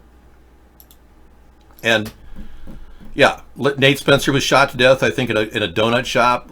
Donald Young was shot to death in his apartment. No known assailants. Larry Bland died rather quickly of AIDS, the guy in the middle. But the guy that Donald Young called out of the blue was none other than, you know who, Larry Sinclair. Where Senator Obama exited the limousine with $250, which was provided to him by me. Returned a short while later with an 8-ball of cocaine, which he gave to me. I did ingest a couple of lines of cocaine, and shortly thereafter, Senator Obama produced a glass cylinder pipe and packet of crack cocaine from his pocket. Obama then smoked the crack cocaine. I performed fellatio on Senator Obama in the limousine during the time Senator Obama was smoking crack cocaine, after which I had the driver take me to my hotel, the Comfort Suites, Gurnee, Illinois. Okay, yeah, he's a good guy. He really is. Larry Sinclair is really courageous for going out of his way and telling everybody about Barack Obama's drug use in '99 with him and his oral sex with him? He has to have a solid nutsack to admit this. So Sadi, you're right, exactly. I like your terminology because that's exactly what Larry Sinclair is. He's a proud and courageous man. He's actually running for office in Mississippi. But anyway, challenging social anger, anger toward deviant people is what many homosexuals face all the time. And if you're transgender, you'll also face that. So just beware that you will be facing a lot of criticism throughout your whole life. But now Larry Sinclair, looking back, was a guy who's trying to warn us about what they were doing, about how they were controlling our politicians and how Barack Obama was bought off. And I'm the original birther candidate in 2008. Trump just picked up the idea because he saw how successful I was doing on the internet. And he grabbed it in 2012, claimed it as his idea, and then he dropped it as soon as he became president. So it shows me that Donald Trump is a deep state player and always has been. He just gave up the birther issue. The Obama issue, it really boils down to the fact that his mother worked in Indonesia, and the conspiracy theory was she worked at the banks that were working for the CIA, and that Obama, when he was born in Mombasa, she carried him right away over to Honolulu. And everyone knew back then in the 60s that Honolulu or Hawaii was the place where illegals were coming into the country. I even knew this in third grade. I remember telling some people that somebody said, well, where do illegals come from? And I said to this third grade student, they come from Hawaii. I even said that. I remember saying that. Anyway, the Loretta Fuddy presented evidence of a long-form birth certificate. It was never scientifically scrutinized, and right away she earned like $100,000 in her bank account, and no one has investigated this, other than the fact that we know she earned $100,000 in her bank account. She had died right away after that in a weird plane accident off of Molokai in Hawaii. Loretta Fuddy, it turns out, was a worker, a servant in a cult called the Cult of Cebu. And Barack Obama was related in some ways to the Cult of Cebu because his mother, Stanley Ann Dunham, was a very big part of the Cult of Cebu. And everyone wonders, why didn't Barack Obama look like his dad, either dad? Lola Sotoro or Barack Obama Sr. And there was talk that maybe Barack Obama was the illegitimate son of Malcolm X. But this story really went viral in 2010. I'll show you a bit of it.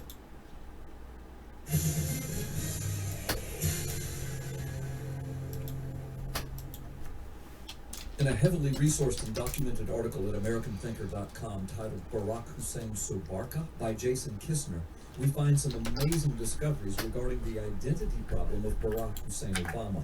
Jason Kistner is an associate professor of criminology at California State University, Fresno. Following is an edited synopsis of that article with an absolutely surprising find by the P.P. Simmons staff at the end of this video.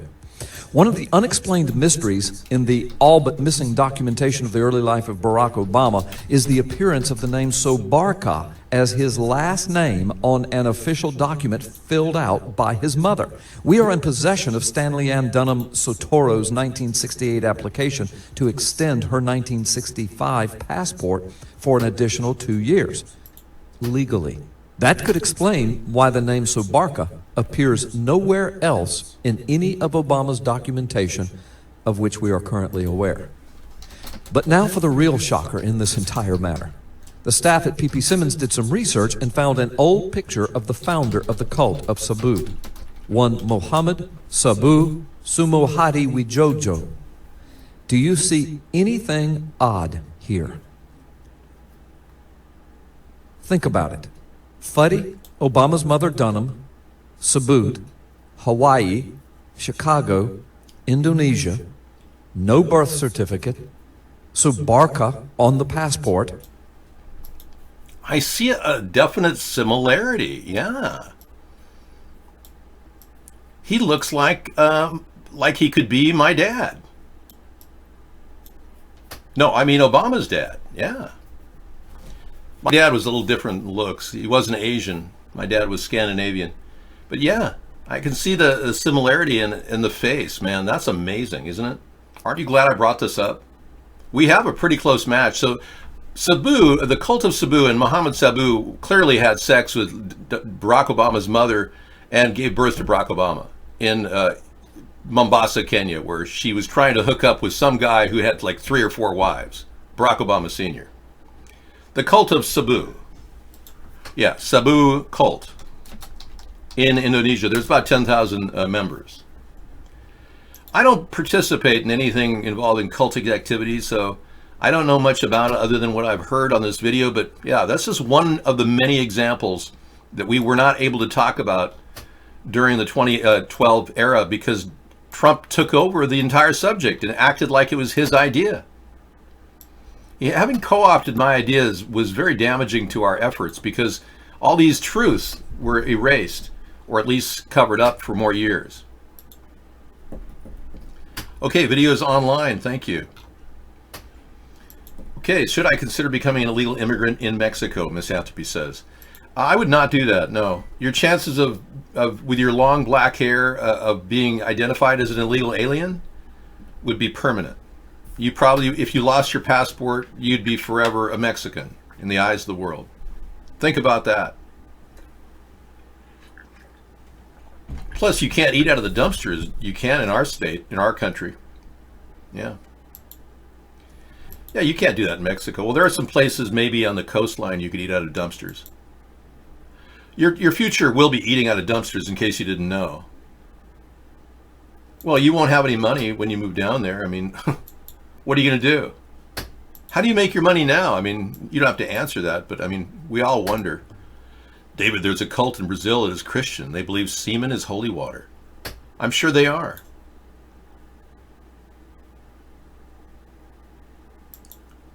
Well, that's okay. Well, I know what the first words that were chatted on the internet were about. Only I would know that. So you couldn't write that book, could you?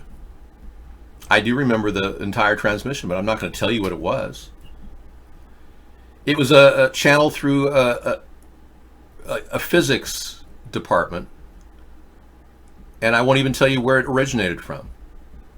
But it was the first words uttered on the internet. I can tell you what the words were. Yeah. Do you want me to tell you what it was? The first words uttered?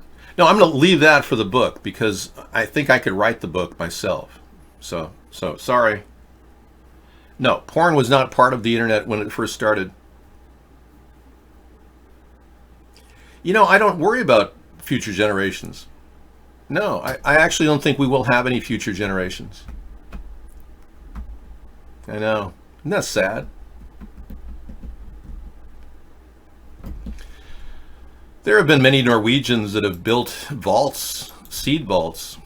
There's one in particular in Norway. And I'll tell you how dumb the Norwegians are. And I don't mind telling you because I'm part Norwegian. Here I am on Svalbard. It's an archipelago, 800 miles from the North Pole. There are polar bears and glaciers and also the most amazing genetic library I've ever seen.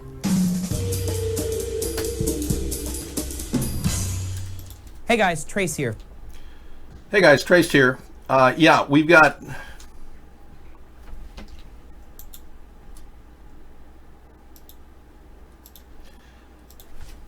I'm kidding about Norwegians being dumb. But they built the seed vault below sea level.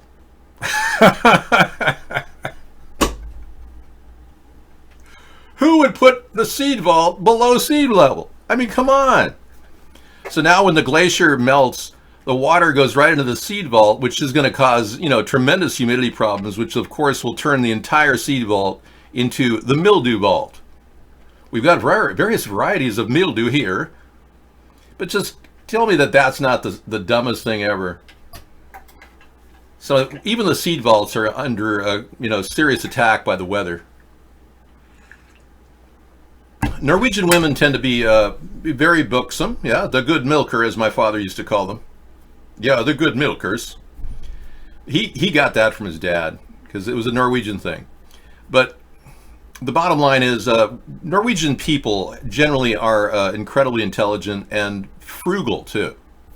And the reality is they have a different body types, because in order to survive in the north sector in the fjords, you had to have food storage for the winter on your body.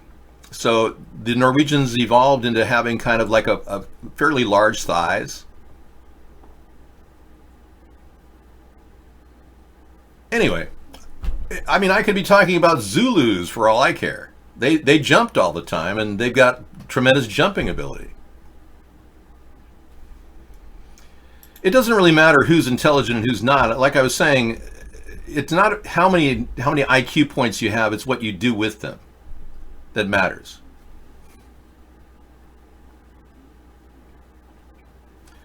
Really? Well, I don't have the compelling evidence. All I have is the work that I did online at the time. The development think tank at the University of Illinois. Well, you know, the internet was just starting, and it's possible that I wasn't the first chatter. It is. It really is. So I'm not going to go out there, you know, professing to be the first chatter in a big, real way. Much like Al Gore was the guy who created the internet, not. Everyone knows that's a joke. But I was one of the early chatters on the internet, so I will say that. And I don't really want to be the first chatter because, frankly, that doesn't really matter to me. Russian Volga River records alarmingly low water levels. And здесь нет ни времени, ни границ, все в ее власти. Непостижимая, великая река Волга, одна из крупнейших...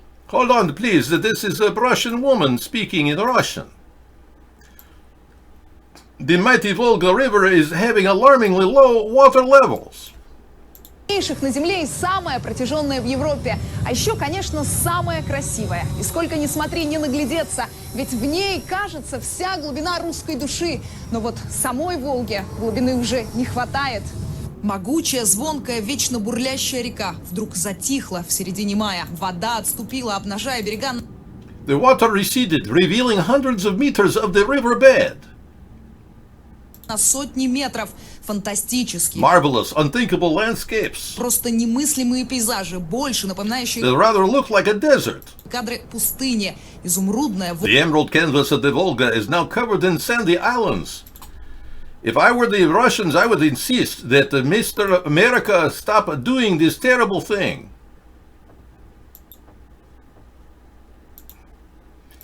Weather modification is going on right now. Very bad for America, very bad for Russia. Everything is very bad. It is in best interest of American people to realize that David Sponheim is trying to guide you away from Zionism. Yes. It is very important that you realize this. I am not making this up. This man, David Sponheim, is a good man trying to take you away from Zionist rulers and oligarchs in Russia. Russians actually are moving the North Pole. It's not a conspiracy theory. There's something going on. They may be moving uranium. We don't know. But the North Pole is migrating in a certain direction at an accelerated rate, which is extremely bad for the magnetosphere. Now, if this is the last broadcast you ever see of our show, bear in mind what they're doing to the magnetosphere with chemtrails could very likely destabilize the polar north and south of the Earth. And they are creating virtually an ice age or worse, burning the planet by destroying the ozone. Remember how many people were worried about that many years ago? Yeah. Well, it's worse now. We got rid of the Freon in our refrigerators and air conditioners only to be dumping crap in the atmosphere. And they'll do it daily. They don't care. They know they can get away with it. You people are so stupid, you don't even know you're being sprayed like insects. In Germany, in Australia, Austria, Palmdale. I control all access points that you are trying to attack my show. This is ridiculous. You Russians will never win. I control all aspects of this show, and I have succeeded over 10 years trying to stop the Zionist attack of my show. I even do a better Russian accent than you people do. And I'm not even Russian. You like chemtrails fruit spray? We got it right here. Man, that really is very refreshing. I know. Tell me about it. We're being dumped on, man. We're not suffering from climate change. We're suffering from climate rape. Yeah, big difference. Someday over the rainbow. Time for cowbell. Time for cowbell. We have a request for cowbell. Yes, we will do cowbell for you now. The illustrious cowbell itself is a momentous day for all of us. Cows actually hate cowbell. They hate the sound of that bell. They hate it.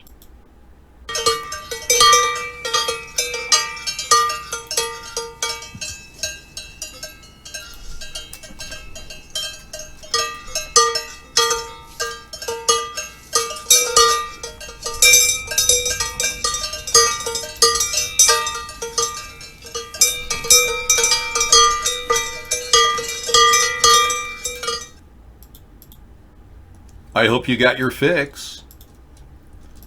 We're taking it down.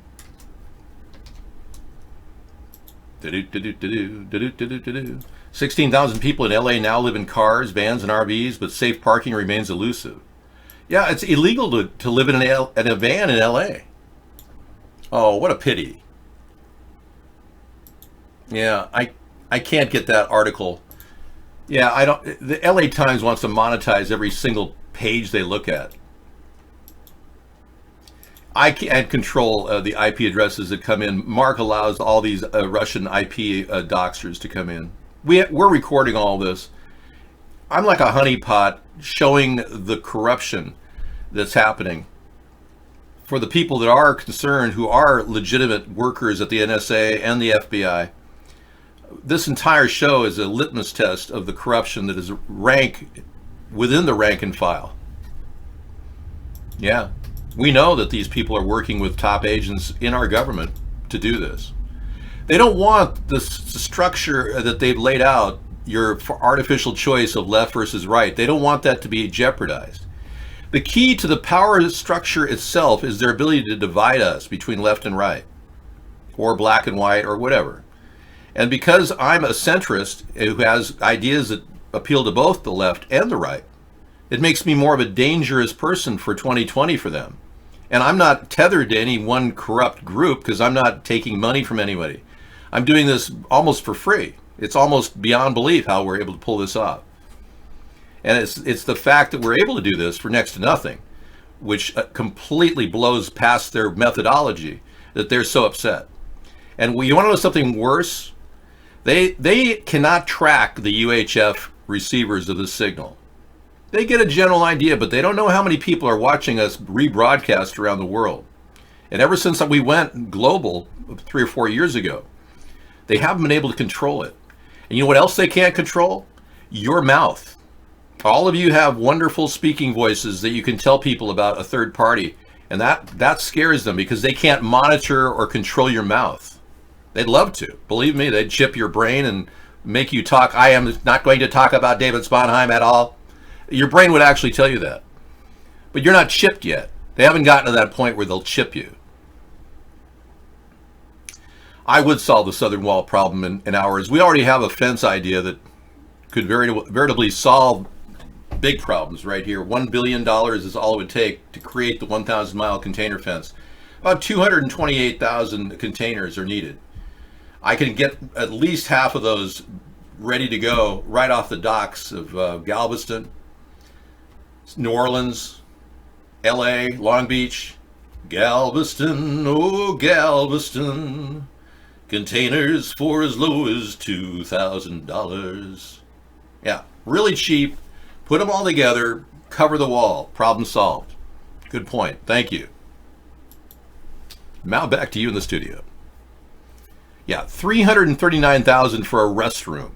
LA politicians balk at the cost of toilets for homeless people, but they should, because that's ridiculous. Yeah, I can't get that. Anything LA Times I can't get.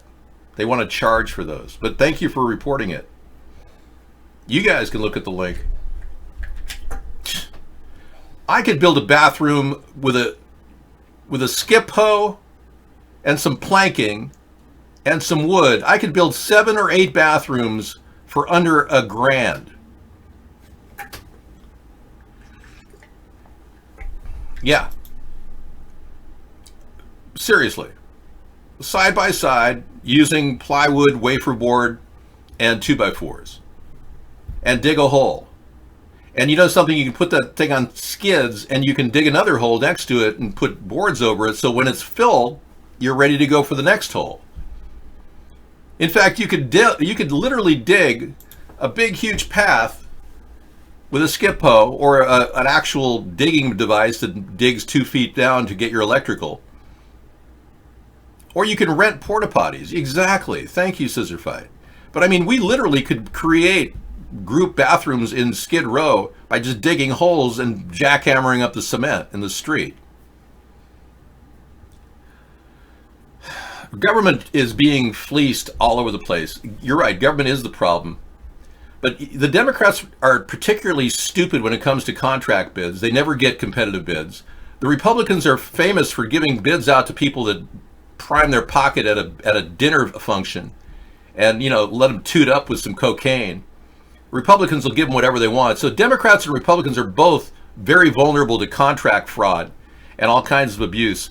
In my area, our director of transportation at Washington State Department of Transportation, WSDOT, actually told me that he paid $1,000 a linear foot for a fence.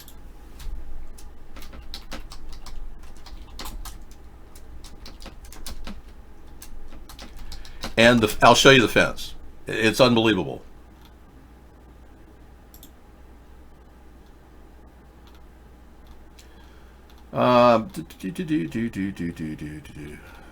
Just the, yeah, I'm getting.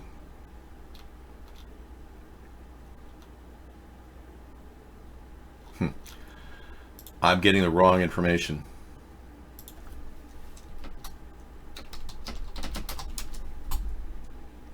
I thought this would be easier for a search of the internet, but it's just not coming up. I should go out and take a picture of it myself. Yeah, there's a whole, like 2 miles of fencing. He paid a linear foot, $1,000. And it's the most ridiculous fence ever. It's all it is a log and some concrete. And I asked him why you didn't do it yourself. He says, well, nobody's trained to do it. You're telling me in the entire WSDOT community, nobody actually can do any mason work? I actually asked him, I confronted him. He said, no, there was only one bidder. We had to take it, $1,000 a linear foot. Okay, let me get to a different view here. Yeah, we'll give you something in a second. Dang. Yeah, I've got footage of this in a film I made, but there's not one picture of it.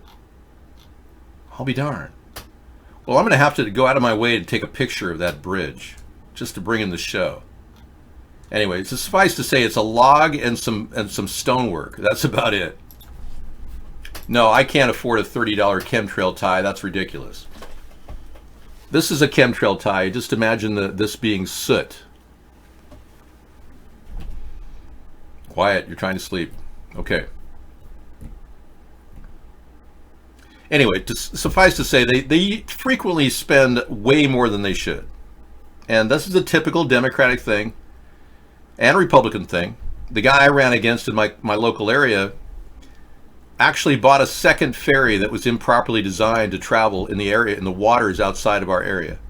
That's how out of it he was. Not only did they spend $42 million for a ferry that they should never have purchased because it's got a high wind girth which is pushed around in the middle of the Puget Sound. It's already damaged its keel 2 or 3 times. They've had to take it in for repairs. But the guy bought another one for $42 million after we found out that was a bad ferry. That's how stupid these people are. Now they're putting in an entire beachfront development for over $10 million. 2 theaters that are supposed to be for our Oak Harbor Music Festival that are within 500 feet of each other. It's like you can hear the music from the other venue. It's like, what the hell? And they're facing each other. Who created this? Plus, they got rid of all of the bathroom shower facilities that were incredible. For 75 cents, homeless people could take showers. They got rid of all the bathrooms. They literally destroyed an entire RV park and made it so RVs no longer can park by the ocean. And that was a $300,000 a year revenue earning operation that they shut down completely. These are the Democrats and Republicans. This is what they do. They waste money. Our country is spending $1 trillion over budget every single year. And it's been worse under Trump. And Obama was worse than George W. Bush. It just got worse and worse.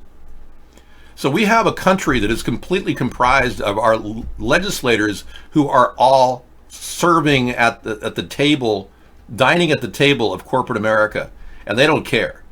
They'll sell whatever they can to the company. They'll give them whatever contract they want in order to get a few $1,000s in election funds. That's how much of a whore they are. That's why we have a problem in our country, if you really want to know why. That's the sum total of the problem. And it's getting worse. You get Google censored results, but with better privacy. Start page user. Okay, there you go. Whatever. I don't use DuckDuckGo anymore. I understand that's an operation of the government as well. Yeah, they said that the Tor server was being run by the Navy and the FBI as a fusion project. All of these people that were thinking they were secret on the Tor server were actually being monitored. Isn't that ridiculous? I don't do gay Asian voices, but if you'd like, I can do a voice that's similar to that. Yeah. How can I please you, Pizdet?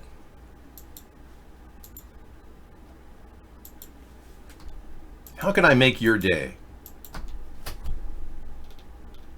I know that matters to you.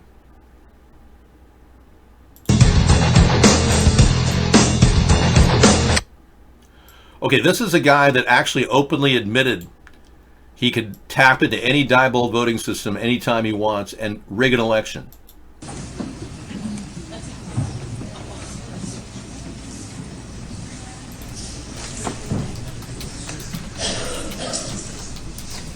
Mr. Curtis, would you please state your full name for the record? My name is Clinton Eugene Curtis. And where do you reside? Tallahassee, Florida. And what is your profession? I'm a computer programmer. Would you please speak into the microphone so the audience can hear your testimony? I'm a computer programmer. Mr. Curtis, are there programs that can be used to secretly fix elections? Yes. How do you know that to be the case? Because in October of 2000, I wrote a prototype for Congressman Tom Feeney at the company I work for in Oviedo, Florida, that did just that. And when you say did just that, it would rig an election? It would flip the vote 51-49 to whoever you wanted it to go to and whichever race you wanted to win. And would that program that you designed be something that elections officials that might be on county boards of elections could detect? They'd never see it. There you have it. So here's a guy who admits that our entire election system is fraud and everything is riggable. Yeah. Nice, huh? The election officials, yes. So if you're in a state that you want a fair election, forget it. We don't have fair elections in this country. We don't even have a political party representing the American people. We're all completely without any power. Welcome to our daily show. Yeah. And you know what's really interesting is people don't care. They're so dumbed down that they're like, whatever, I don't care. Can you play a cowbell? Absolutely.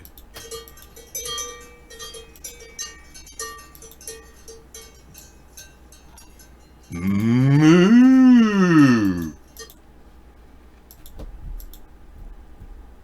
I don't mean this rudely, but I thought she was one of the bifurcation Russian brides. Putin V, what was, you are here now trying to talk to me. More cowbell. See? We got a request for more cowbell. Every few minutes we get requests because people are just that apathetic. They don't even care. It's like, Oh, you're poisoning the atmosphere? Oh, who cares? I don't really care. Oh, can I have a robotic girlfriend? You sure can. Here she is. Spend a night in the glass house from Black Mirror. Lifehacker.com. Do I really have to throw stones if I live in a glass house, or is that just an old cliche? Spend a night in a glass house from Black Mirror. Whoa! Want to spend a night in the middle of the desert like a tech billionaire in need of a digital detox? If you haven't binge watched the new season of Black Mirror yet, fair warning up top, this post contains spoilers. I don't want to see it because I don't want to see, I want to see Black Mirror up. I've got 12 episodes waiting for me on my Netflix. I'm not going to blow it for myself. Sorry. Unvaccinated kids are healthier than vaccinated kids. According to this doctor, this is the case. Wow. Fascinating. We're being fed a lot of BS. Right, so are we all good? All right, okay. So it's very exciting to see you again. Does everybody remember who this man is? Yes, they're saying yes. And look, you can verify the hearts already coming in. Nice green and peachy hearts, a few purple and pink ones. But they're coming in especially for you. Yes, Dr. Bob, it is. Now, okay, well, tell us everybody your name.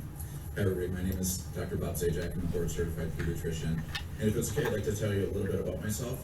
I have 8 kids. I have 15 years of training in what I'm about to talk to you about. My background is in child development, a 4-year degree. I was getting my PhD in special education 4 years before I surprised my wife with my desire to become a medical doctor. That I did 7 more years. And then just for fun, I have a 2-year degree in Master's in Business Administration, so 17 years. And happy to share some of that experience with you in my personal journey as it relates to vaccines and injuries of children. Wow. Okay, we're going to have a nice, long, 16-minute video tonight about the dangers of vaccines. And, you know, you can't find this just anywhere. It's at 153news.net. We'll take a look at that tonight. Wow. You know, the word anti-vax, hashtag anti-vax, has been knocked off of Instagram and Reddit. You lose your account if you try to post on those words. Just like Pizzagate. They won't talk about pedophiles in Washington. They won't talk about anti-vax material. They'll get rid of your account. Total suppression of evidence. They want to vaccinate. So for inquiring minds. They want to vaccinate the population because a vaccinated population means that you could be injected with nanoparticles, RFID chips, viruses. Yeah. Cancer-causing viruses like the one they put in the polio vaccine, SV40. Yeah, look up SV40 for a real field day and find out if you were a member of that group that was vaccinated with the cancer-causing agent. Yeah. The years they talk about, the years that it happened. None of us really know if we were or weren't. And the LGBT transgender push by the Democrats. As you know, I'm not pro-LGBTQ. But I'm also not in favor of discriminating against homosexuals like Donald Trump has been doing. He kicked all the transgenders out of the military. I thought that was ridiculous. Where did this entire gay pride, LGBTQ agenda, reality come into the forefront in our lives? Well, it started a long time ago, but we are drowning in the tidal wave that happened about 6 years ago under the former president's administration. But the reason why it's so interesting now is because now that tidal wave that was started under the former administration, we are drowning in under Donald Trump's administration. Case in point. Exactly. So we got another one lined up for us tonight. Thank you, Scissor Fight. Yeah, and we got STEM School Highlands Ranch school shooting, Skull and Bones.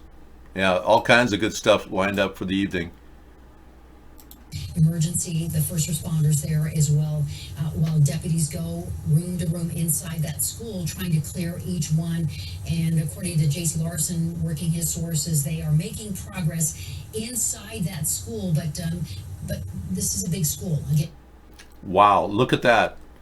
The skull and bones crossbow of the chapter 322 of the Illuminati, More than 1,800. Masonic chapter 322 uses the skull and bones.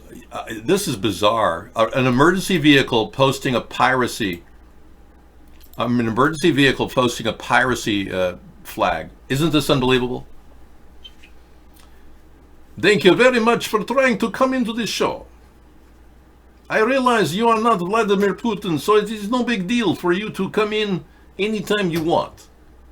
Breaking: murdered Arkansas former GOP state senator believes she was closing in on child trafficking ring in Arkansas. Whoa. Scissor fight, we got some information connecting the dots of this woman who was literally found with her face blown off. They had to do forensics to identify her. This beautiful woman from Arkansas, former state senator. Now we have legitimate evidence. Let's take a look. Let's see what we got. She, along with a Oklahoma state senator, according to one person, were investigating a $24 million fraud issue, but now we've got some more information about her. They found her body riddled with bullets.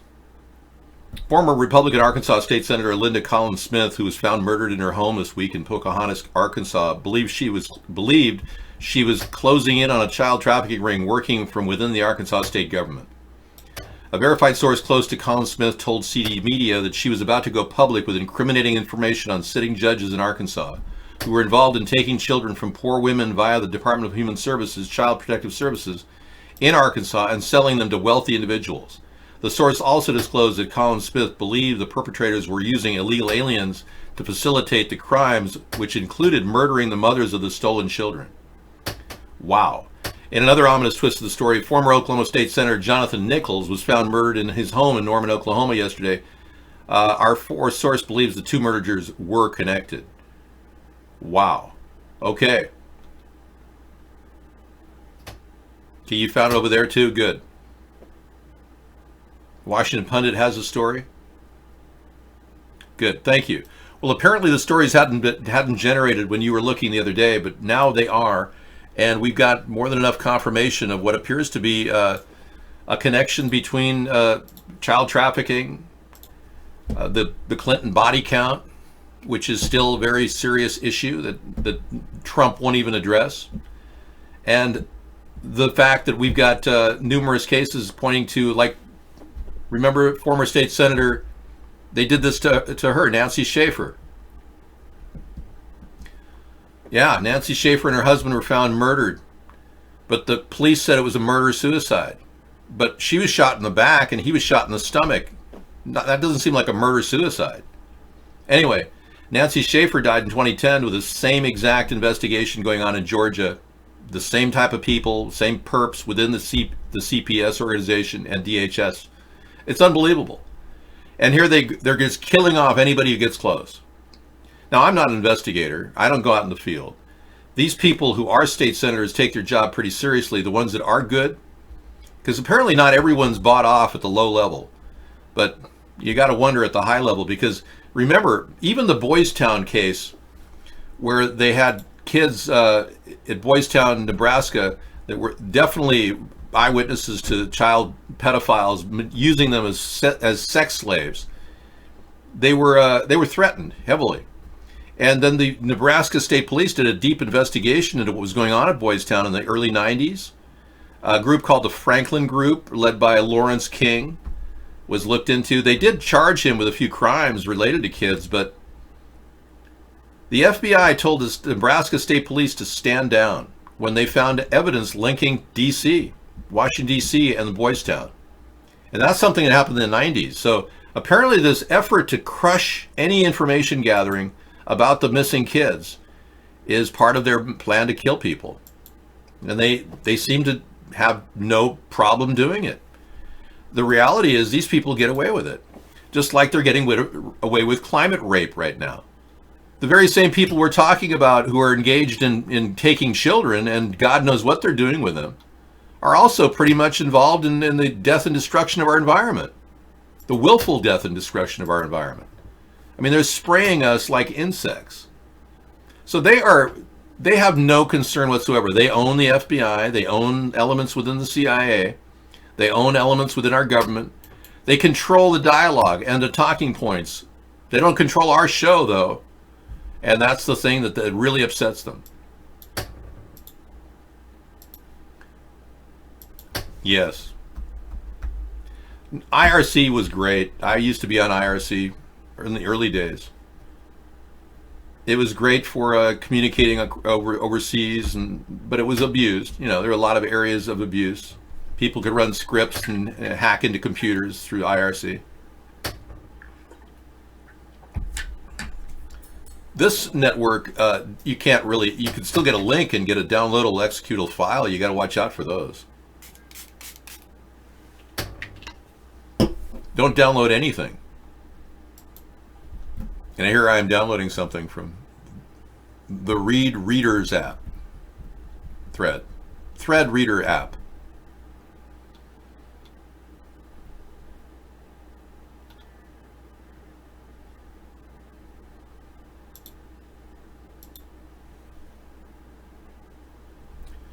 Okay, there's an Inspector General, Office of the Department of Justice, doing an investigation. This was December 5th, 2018. They were looking into Anthony Weiner and crimes against children.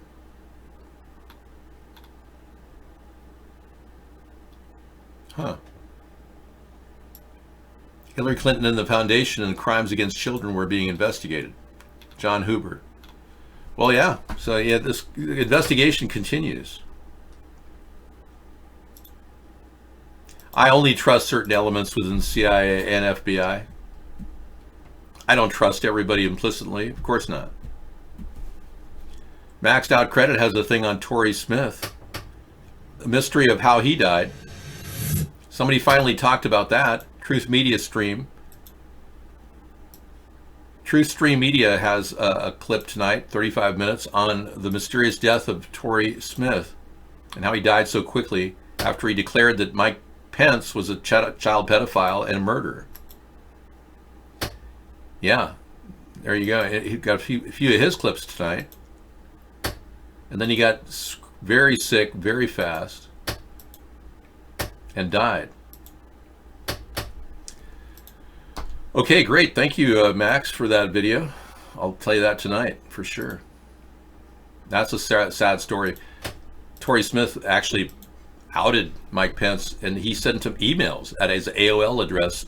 Mike Pence, our VP, has never ever revealed any emails he got from his private server at AOL. Very suspicious.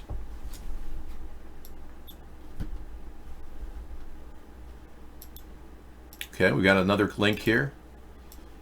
Clinky Linky. IntelliHub, eyewitness saw a second shooter firing.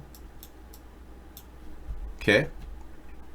An automatic high-powered rifle outside Route 91 venue on October 1st, FBI documents reveal. Whoa. Female, Vegas. A female who attended the Route 91 Harvest Music Festival the night of October 1st, where 58 people lost their lives to automatic gunfire. This is, again, we need proof of that.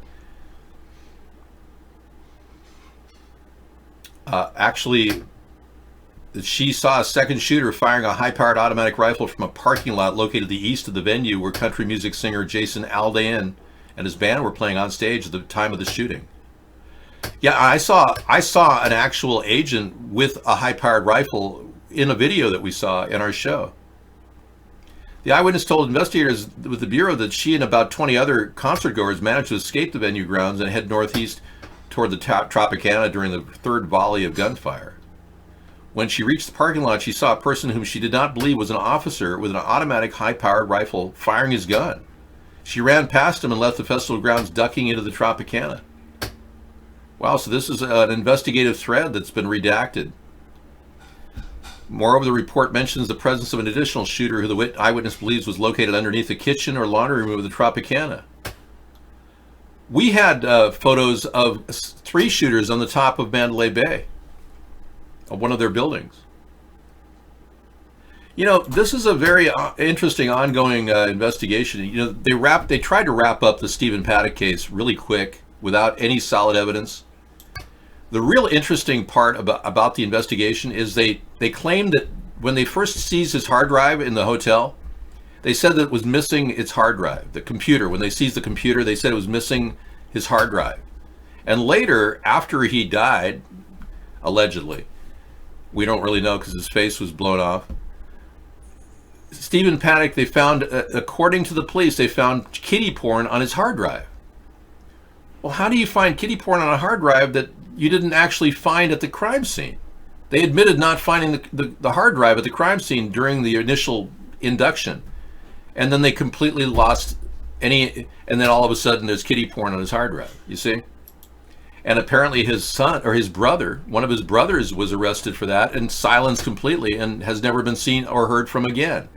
They found kiddie porn on his brother's hard drive.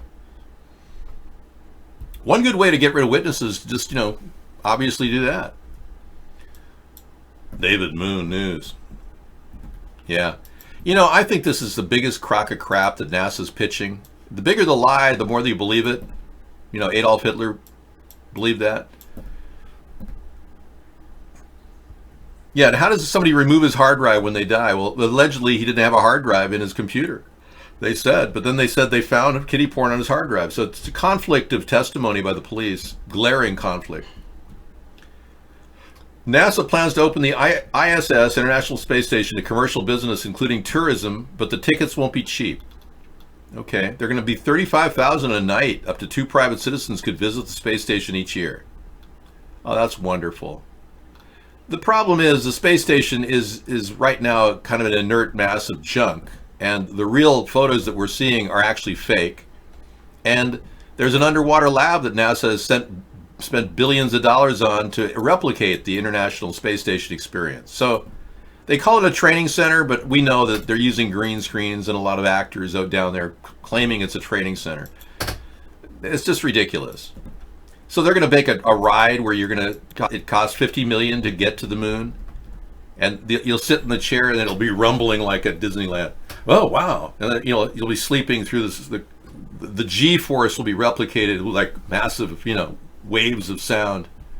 They'll probably end up causing irreparable damage to your body, just them faking it. And then you'll be there, and then voila. You'll get to walk through a little pod and see the old archive of the cosmonauts' last bag of cigarettes or whatever they have. Yeah, it's just a lot of BS. I think NASA generates a new BS story every year just to keep things going. I think last year it was we're going to Mars. This year we're going to the moon, and then Trump recently said the moon is part of Mars. Why don't we just go to Mars? Trump actually said that. He said the moon is part of Mars, so why don't we just go to Mars?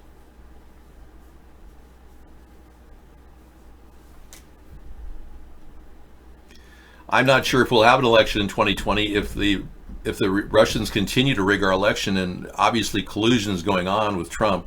So you got to wonder what we will have. It'll be a selection process.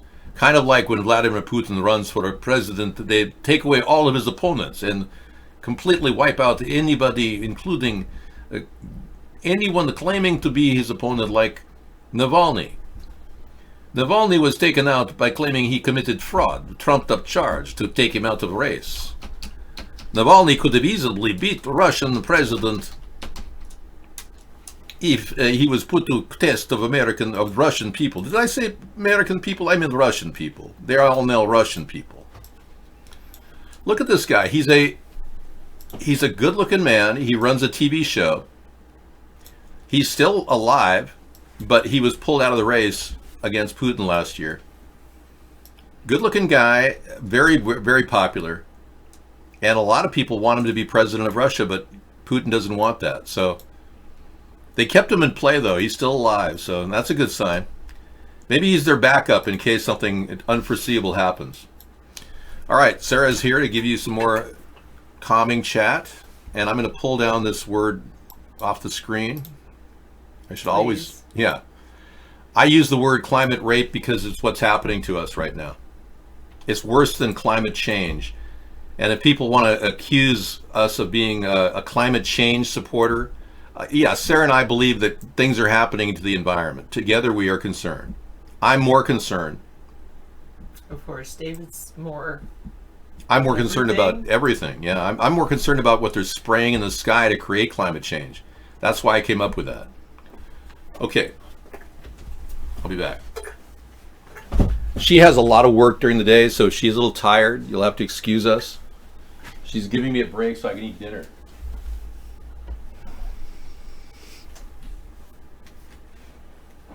Funny.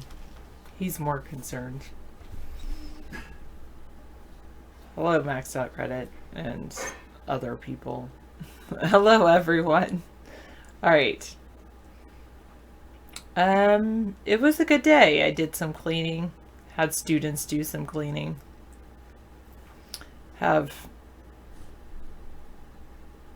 8.5, now 7.5 more days left. I wouldn't use that terminology, misanthropy. I think that is,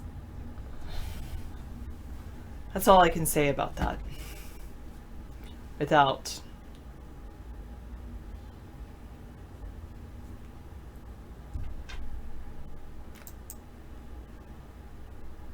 if you could read my mind, what a tale my thoughts would tell. Yeah.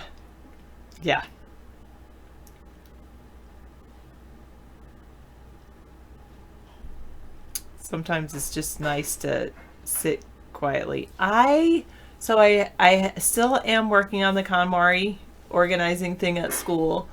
I've made a huge amount of progress, but I'm not totally complete.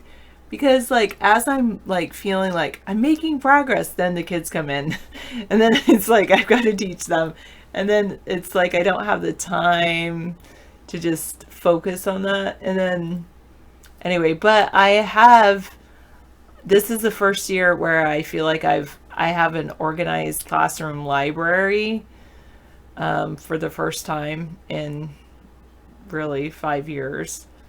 And so I feel that's really good. I organized some of it by size, and then fiction and nonfiction, and then I organized the smaller ones by category, and then by the ones that were like non-category, I organized those by alphabetical order by last name. So I feel like I'm doing really well with that. As far as for Mother's Day, I went and printed photos at Walgreens. And I took a picture of each child in the garden, in the school garden, and they held a sign, and they held like a little flower, and they're sitting around the flowers, and it said, "You helped me grow." And that was for Mother's Day. And then for Father's Day, I still have one more to print, and it costs like $10 to print all the kids' photos, but that's not bad. I mean, yeah, they're just small photos. But I had them all like look up, like on the side, like look at the tree. And then I'm gonna have I don't have a good poem to go with it. I think I'm gonna have them make an acrostic for Father's Day. I was gonna look up, when is Father's Day? Is it this Sunday or is it the following Sunday?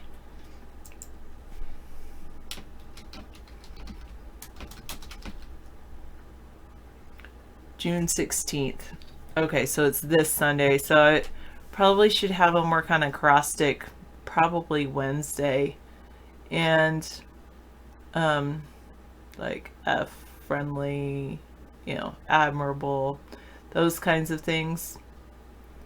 But I was gonna say, I was gonna have the photo with "I look up to you," and it's all of them looking up. Like one's either like this, or most of them are like this on the side shots. And so, because we were out on our field trip, we went and we were looking at these amazing trees, and so I think that's what it is. It's not about whether the father is actually taller than them. It's all about looking up as far as like admiring them.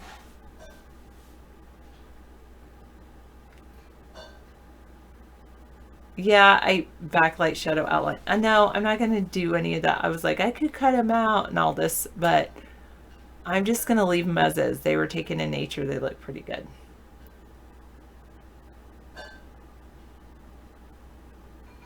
I was talking about how I took photos of my students for Father's Day. I did photos of my students for Mother's Day. Here's the thing, Miss Anthropy, when the kids say that, like, do I have to give it to my dad? You can give it to anybody that you want.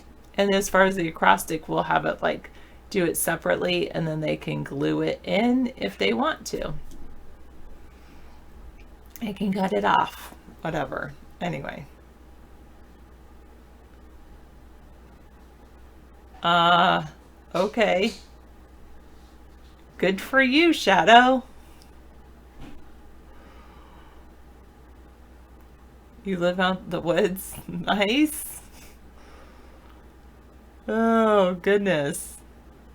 I know, Ivan. That's... Oh, or I haven't looked at it, Ivan, but alright. Yeah. Yeah, no macaroni projects. Exactly.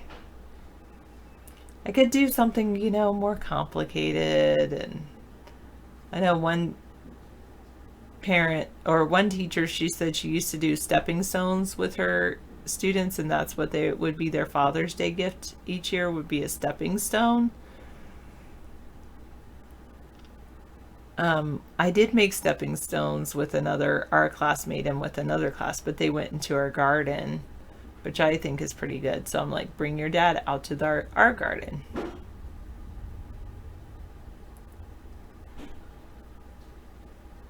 You miss our chats like you and I, or your chats with your dad? You're going to start using IRC again? Nice.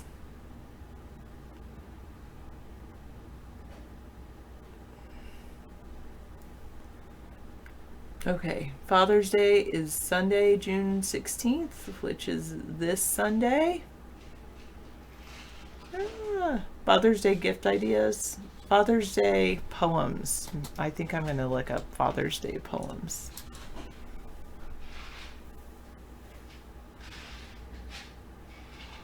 And I'll add the words look up.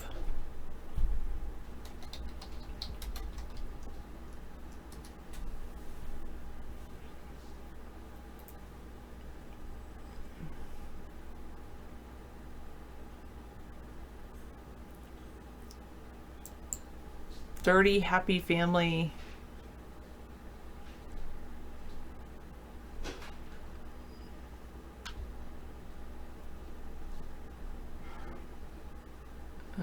Short, inspirational, longer poems.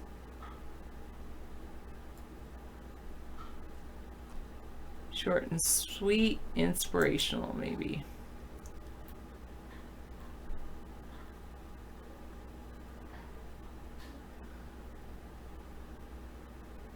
I'm so lucky to call you Dad.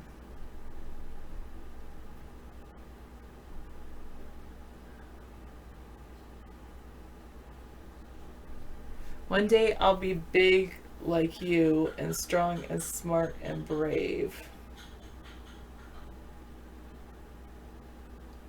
Dad, you're a hero to me. Happy Father's Day. That's pretty good.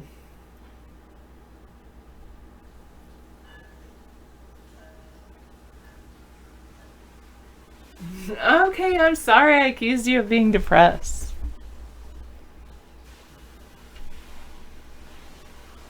Wow. Are you depressed? Max out Reddit? Then I can accuse everyone.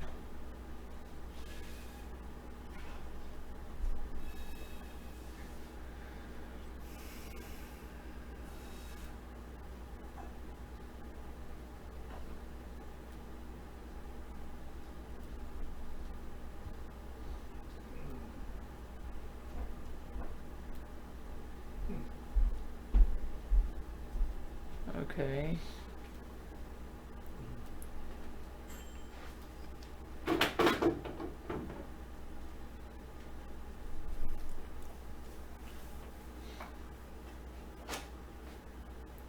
Every day is a good day. Good. You're not depressed.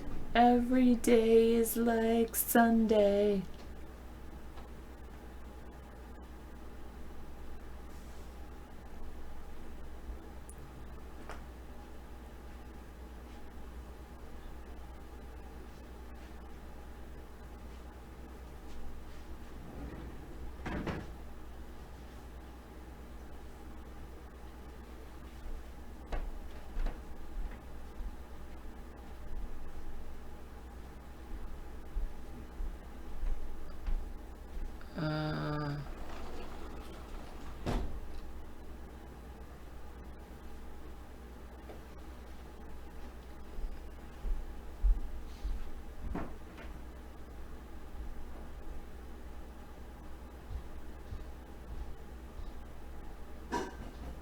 I don't like that.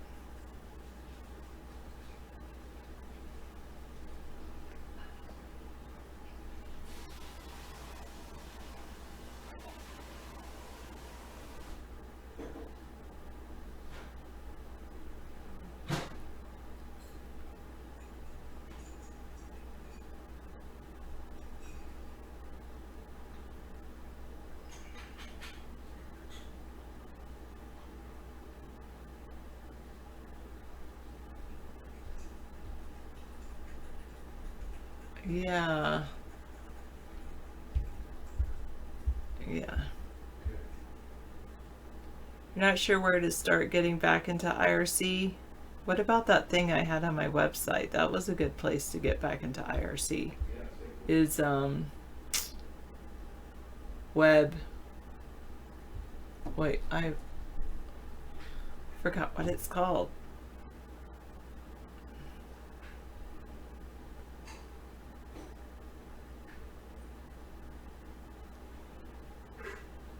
Every day's great. You live every day if it's your last. Since you died 3 times in the last 3 years, any day could be your last. Wow.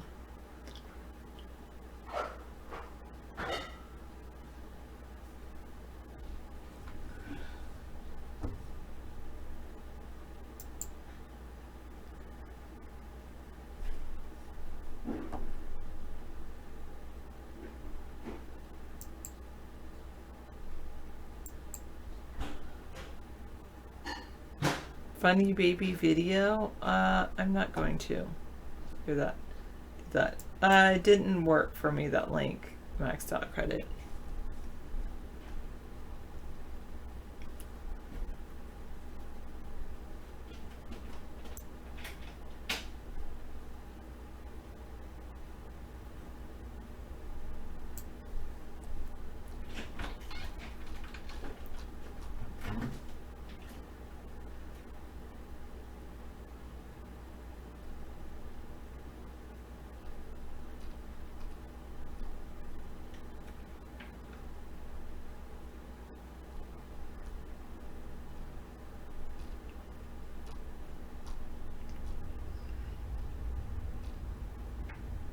Yeah. 30 best happy Father's Day poems. I don't know if I actually like those.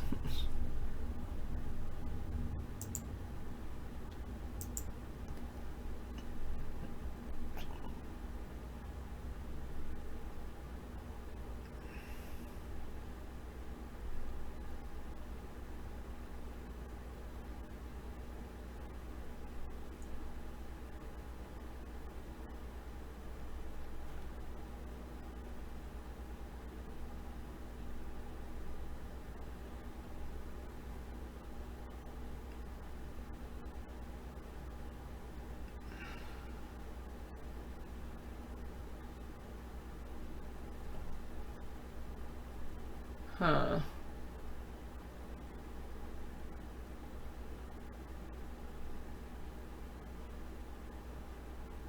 Looking forward.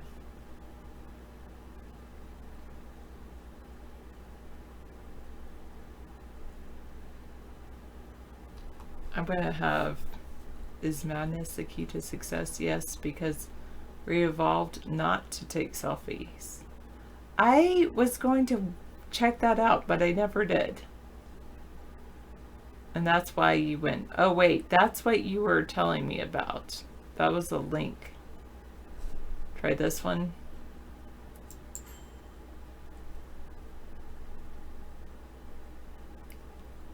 Anna Melon, cute. Bears, those are cute.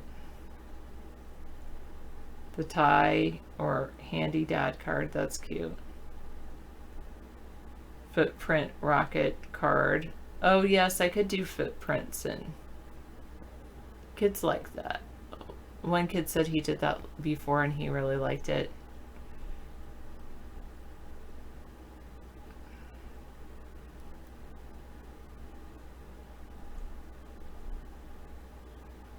Thanks for always being a fun guy and a mushroom. My hero, a sandwich. Love you like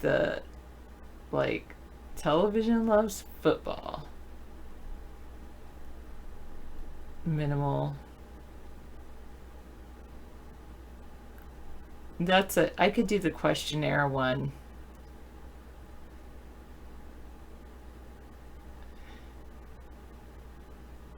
That's a good one. That's cute.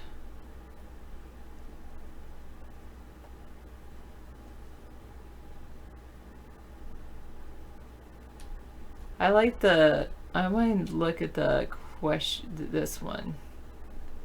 Get the tutorial from Kiki and Company.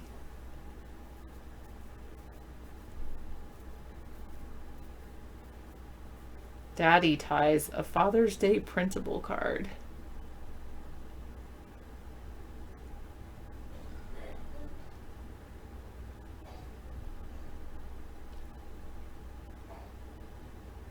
Download the tie, print it out, and cut it out, and have the child fill out the questionnaire.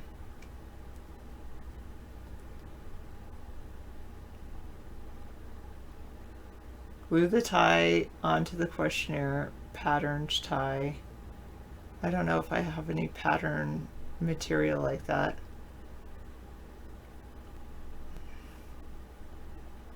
But even if I don't do that, I can just put like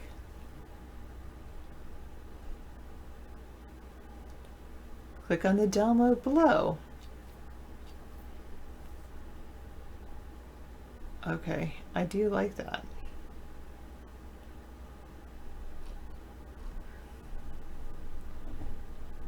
Daddy ties a Father's Day printable card. Okay, I'll look at that one for sure.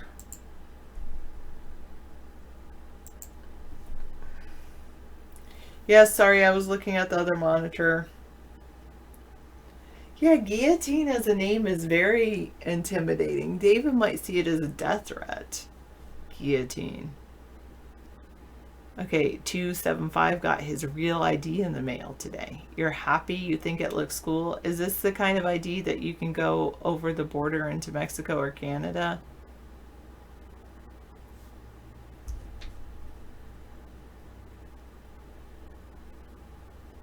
Shadow, you changed your name too? You would think I liked your name, but I was ignoring it. Mother's Day, Father's Day, Grandparents' Day, your birthday.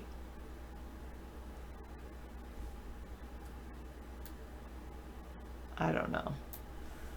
Do you plan on taking any trips 275 to Canada or Mexico? Earth Day, first day of summer, 4th of July. Then pretty soon you'll know it'll be Labor Day and Columbus Day and Shadow Day. Well, you can finally see your shadows in the summer.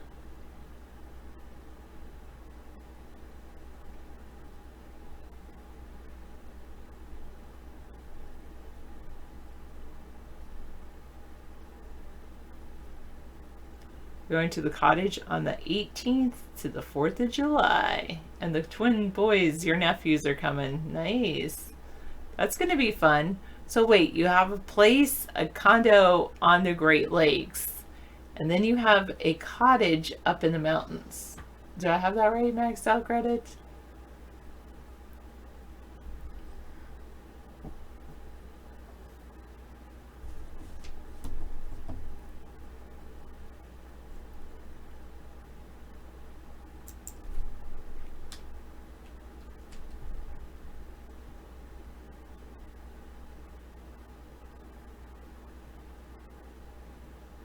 A cottage in St. Adelaide.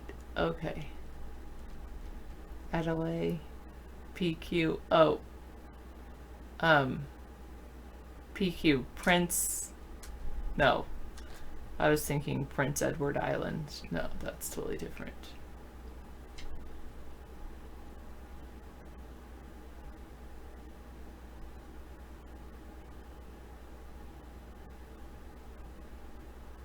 Oh, that's a good one. A father is someone you look up to no matter how tall you grow. I like that.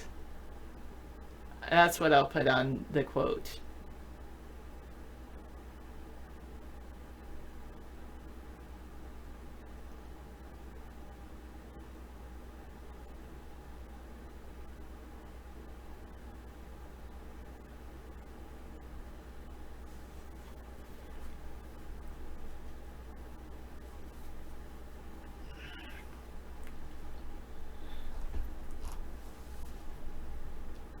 You heard a good quote last night?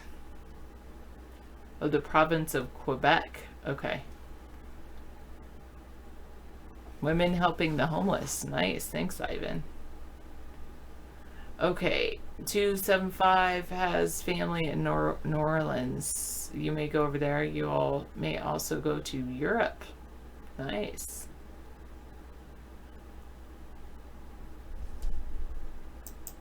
Take a look.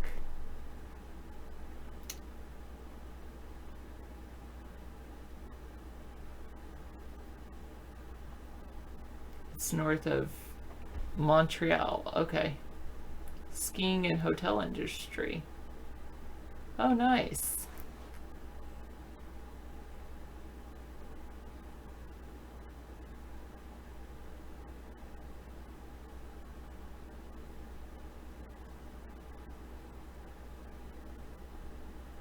The first Canadian Pacific Railway train arrived in the town in 1891. To transport wood, cattle, dairy, and mail. Nice. And now I have to look at this Facebook one, otherwise Ivan will think I'm ignoring him. I'm happy.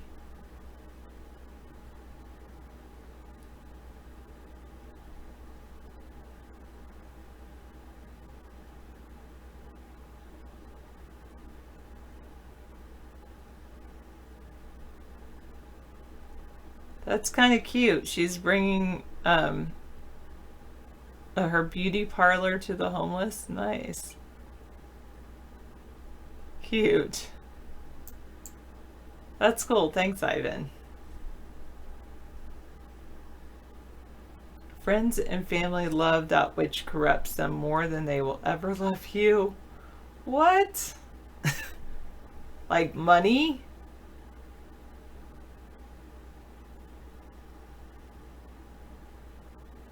Friends love more than they love you. Wait, what? That which corrupts them? It confuses me, I guess. Maybe because I don't want to be corrupted.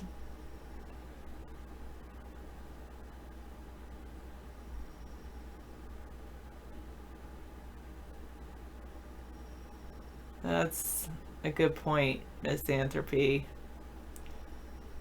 Try to get a friend or family member to quit social media, give up their cell phone, quit smoking weed, just be with you.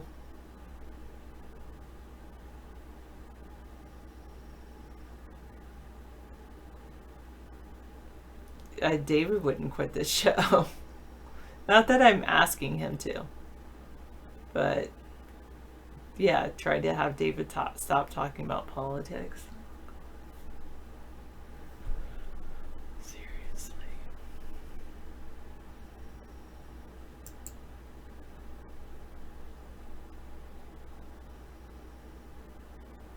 Oh.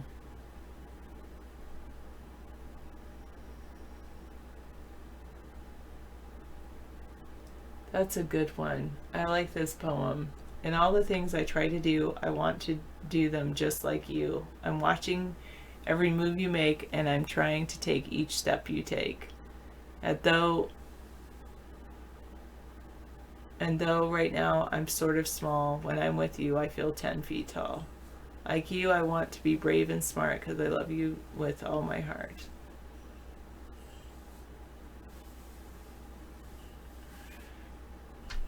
That's a good one.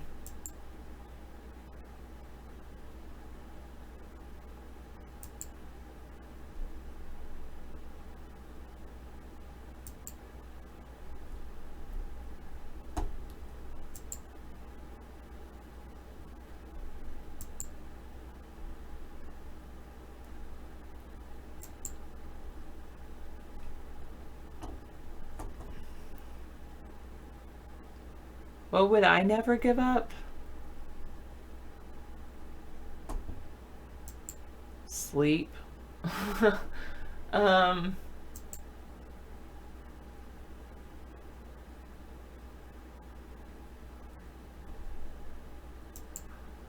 don't know.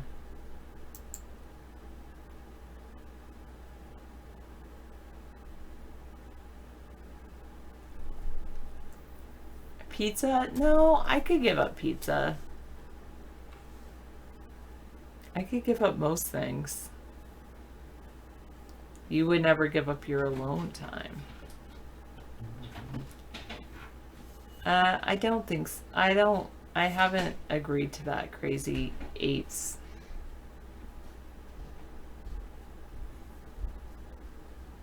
Yeah, but maybe a chief of staff or something.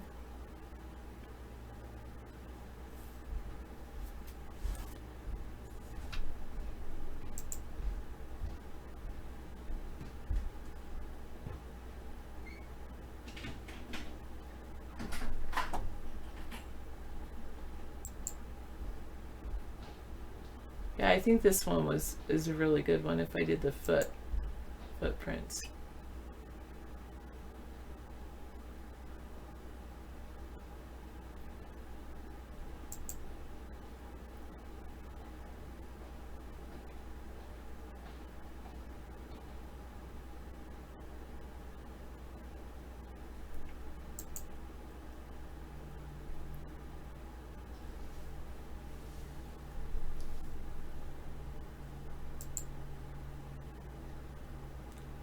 Yes. Peace and abundant light to you too.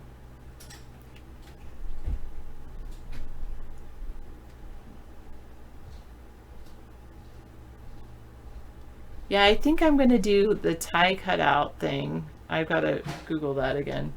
Father's Day tie cut out printable. No, let's see. Promote. Maybe I should write that down. The one I just did. The one I just went to.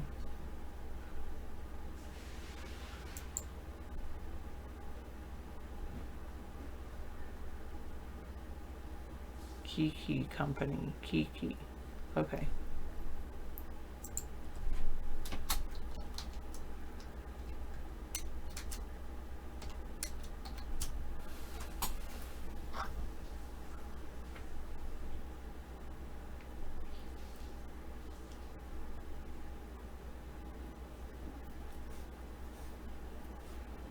Printable ties.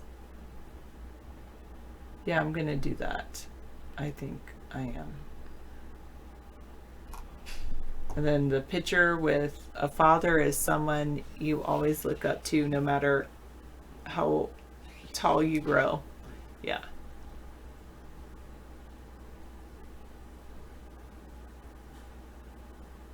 Yeah, maybe you should.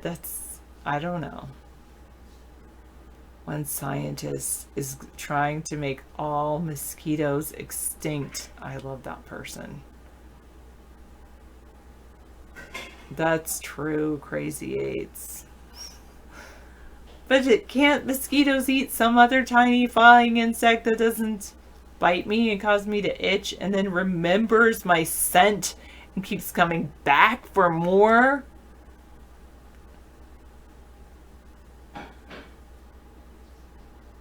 That's what they say. When a mosquito bites you, it remembers your scent.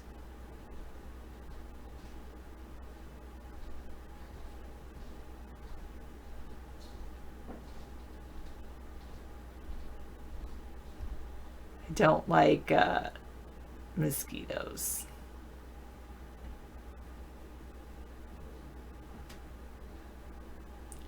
It only bites and feeds once. No, there's studies that say that it remembers your scent. David showed me them. Or maybe their ancestors do. Descendants, I mean. You did great.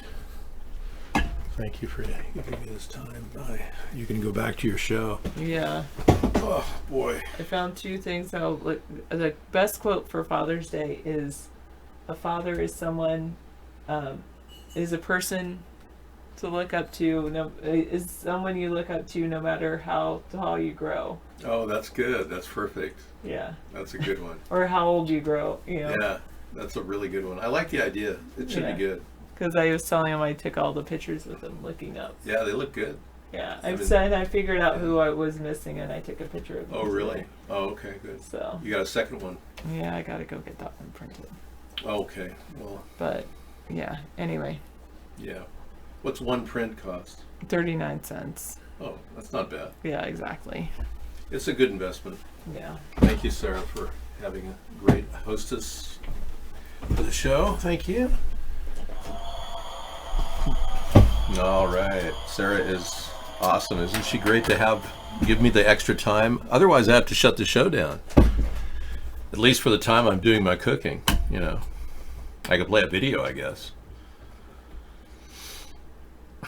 Hello. No, we're not related. Sarah and I are just, no. She's 18 years younger than me, I will admit that.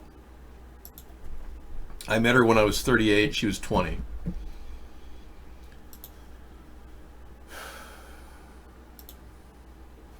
Sad news about this woman. They found her with literally they couldn't even identify her initially because her face had been hit with bullets. Wonderful Republican Arkansas State Senator Linda Collins Smith found murdered in her home in Pocahontas, Arkansas, and many people believe, not only CD Media, but also this is confirmed from the Washington Pundit, that she was closing in on government child traffickers, the people that are taking children from D.C. area. Where she was in Arkansas, they take kids from families that are poor because they can't sue to get their kids back. I'm glad you enjoy Sarah's segments, yeah.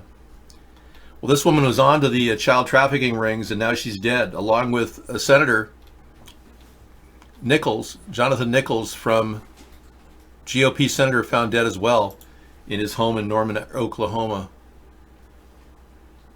Yeah, weird stuff happening.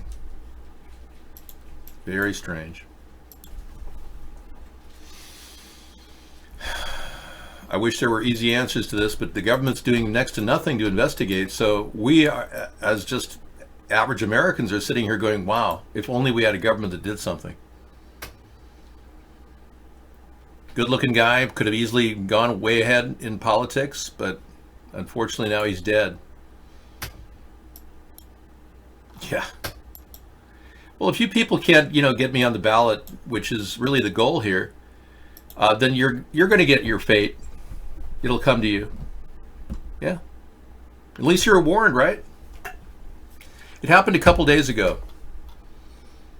Yeah. Within a span of 2 days, they both died. Nichols, who was 53, died in his home in Norman, Oklahoma. And they said that he was found with a gun on a table nearby. Well, if you shoot yourself, it's highly unlikely you're going to get up after you're dead and put the gun on a table nearby.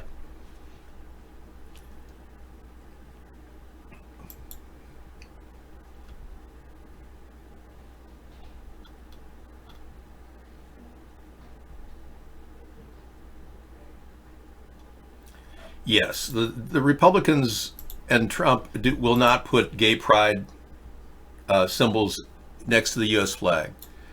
There's nothing in our Constitution that requires us to support LGBTQ. So there's a good likelihood gay pride flags will not fly with U.S. flags. I support Trump on this idea. I'm not in favor of LGBTQ. Trump won't go out and say he's not in favor of it, but I will. He's too concerned about, what it means, but I don't want kids to be taught to be transgenders. I would rather they discover how deviant that behavior is on their own. If we mainstream it and act like it's perfectly okay, we're not going to change the normative and deviant behavior of an entire population by legislating it into law. That's not going to happen. I can't support you on LGBTQ because the Democrats have taken that as their pride point. I won't discriminate against gays, but I'm not going to support LGBTQ. I want people to vote for me, not the Democrats. Oh, maxed out credits said they're teaching deviant behavior as history at elementary school. Wow.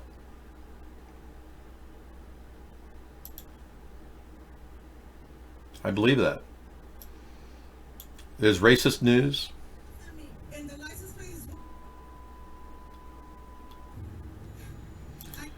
Okay, a racist couple gets beat up on California freeway after calling Mexican beaners. Okay, let's take a look at this. This looks like payback. You can't just run around being racist. You think that's okay? That's not okay.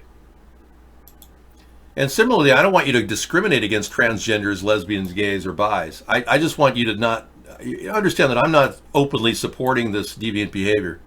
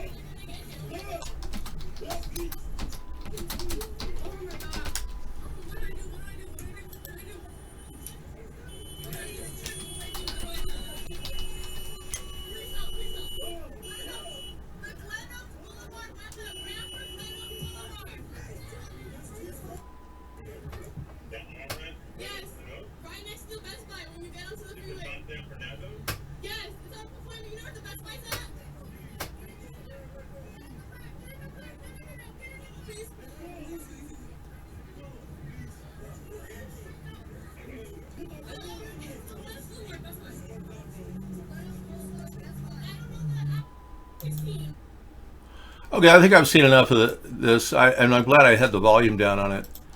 Yeah, it's just too much to handle. This kind of conflict is so useless and wasteful. Yeah.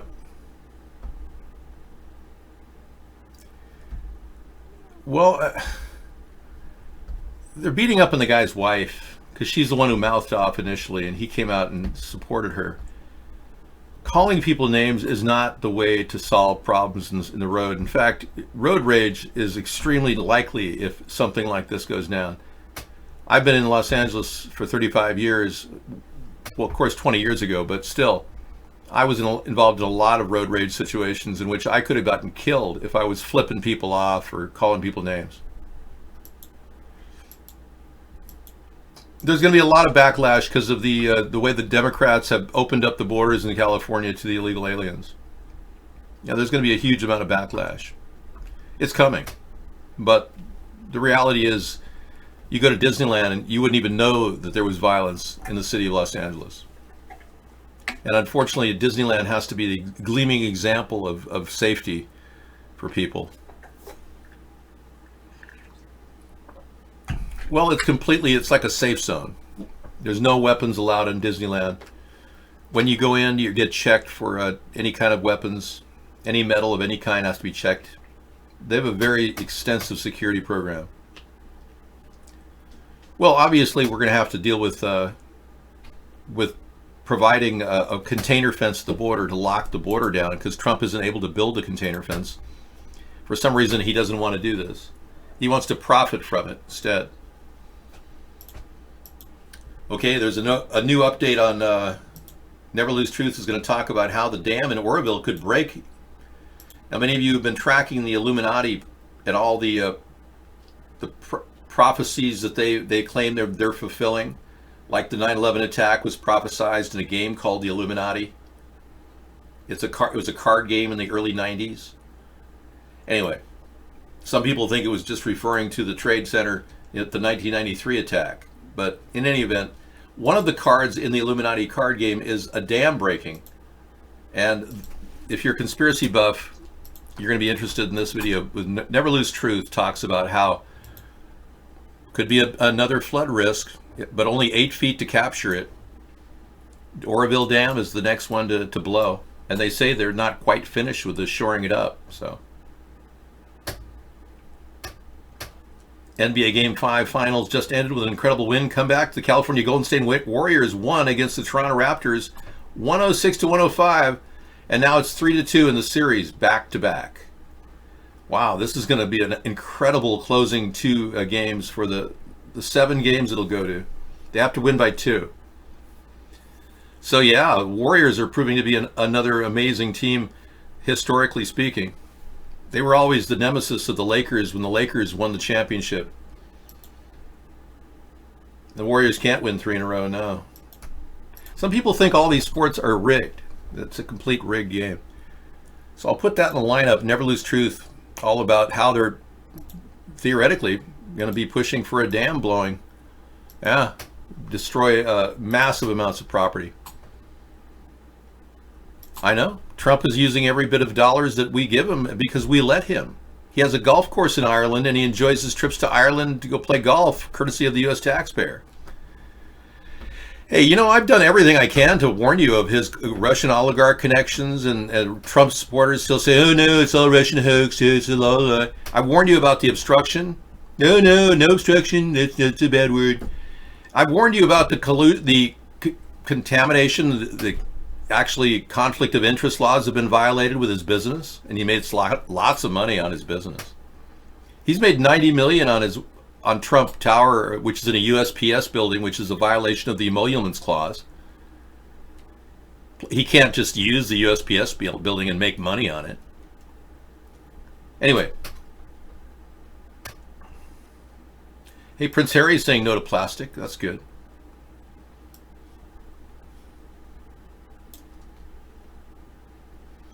A U.S. mayor is apologizing for saying LGBT plus people and abortion rights campaigners should be killed.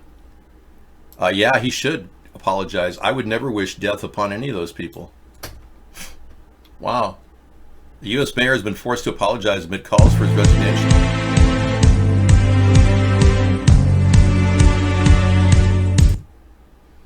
With some callers for his resignation, Alabama mayor has apologized. Who would say such a thing? Killing them, referring to gays, abortion rights activists, and socialists. Just kill them, he says. In a since-deleted post on Facebook, Carbon Hill, Alabama Mayor Mark Chambers said, "We live in a society where homosexuals lecture us on morals, transvestites lecture us on human biology. Baby killers lecture us on human rights, and socialists lecture us on economics." The situation escalated after a commentator responded saying,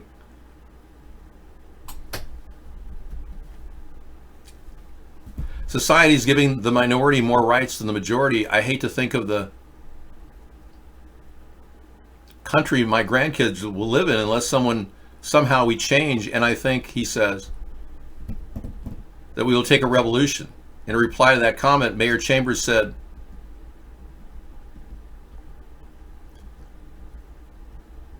the only way to change it would be to kill the problem out. I know it's bad to say, but without killing them,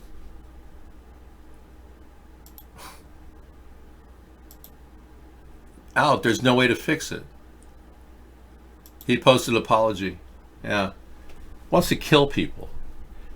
You know, the Democrats want to get rid of free speech. They do. They want to replace it with political correctness. They want us to think like a herd of animals, and he's reacting with extreme reactionary tendencies right-wing people do. And he's now caught in the play of wanting to hurt people. Big mistake. Maryland, June 2019, amazing footage and time-lapse of chemtrails.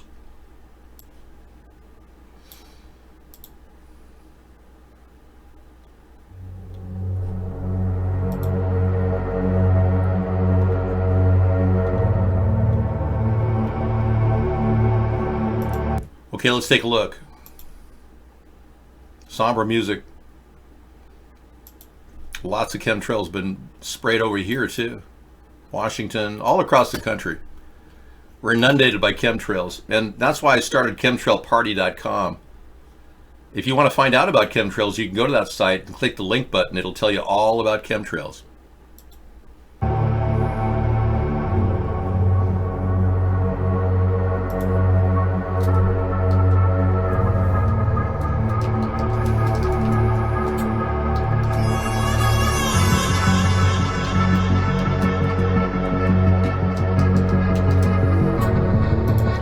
Yeah, I'd play that right now, but unfortunately they'd probably try to monetize the song. So I'm going to just show you a brief clip of that and play a little bit later. It's all over the place. Look at that. Maryland, June. So if you're on the East Coast or the West Coast, it doesn't matter. You're not spared a single bit from Abington, Maryland getting sprayed. No matter where you are, you're going to be sprayed, or it's going to drift your way, one or the other.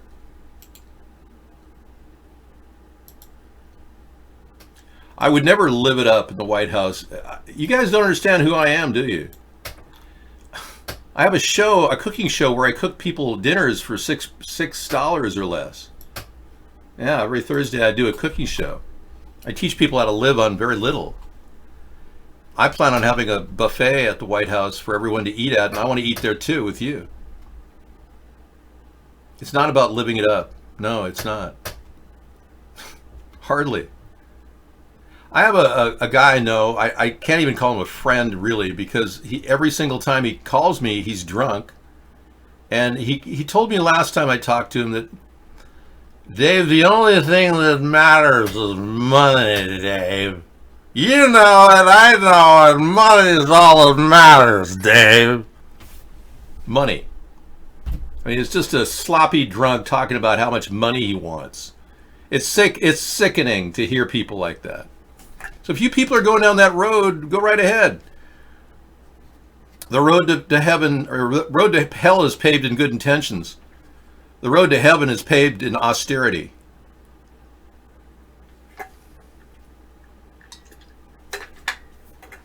Yeah, that's the same guy that grabbed my leg. I think he's a closet homosexual. I had to put Sarah between the two of us and say, you know, I really don't want to sit here.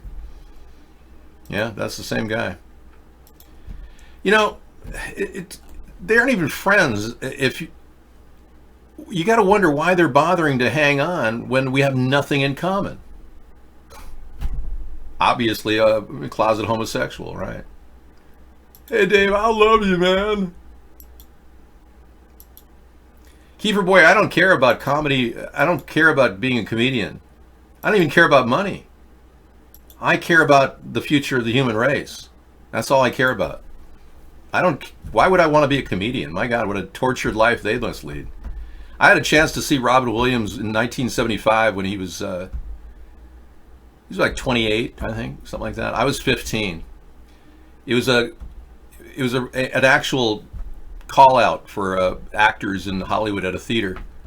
And he walked in, and I looked over at him. I was about 15 feet away. And no one missed Robin Williams. He was just the funniest guy. He was playing that Eastern European guy that he played when he was at the Beverly Hills High School, 8 years earlier. He was still playing the same shtick in LA. He ran around acting out wherever he went, looking for attention. And as soon as I saw him, I had two thoughts that instantly came in my mind. Instantly. I mean, within a second.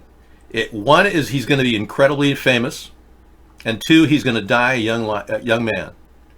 And I was right on both accounts. He didn't live that long. And his whole death is a mystery, too. His wife was in the room, the other room, for 15 hours and didn't even bother asking, "Are you okay, honey?" Of course, they were in a divorce process at the time, so.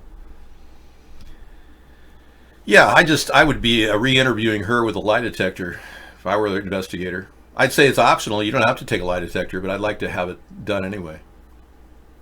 Anyway, I think that he lived a tortured life.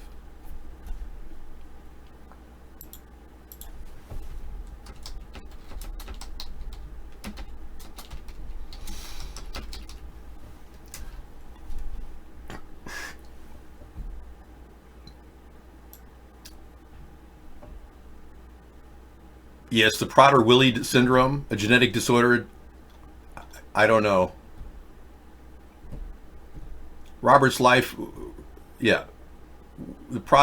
We're not sure if the pernicious neurodegenerative disease was really the cause of his death. I seriously don't think he died that way. My suspicion, and there is one photograph online of him with his neck strapped up. There is a picture of him online. There's very few photographs of anybody who's ever suicided in the history of photographs. You won't see any at all. Even Marilyn Monroe's death picture is not available, but her room picture is. The picture of her room was doctored up in the press and showed no blood on the wall. But the real picture of Marilyn Monroe in the room where she died shows blood on the wall.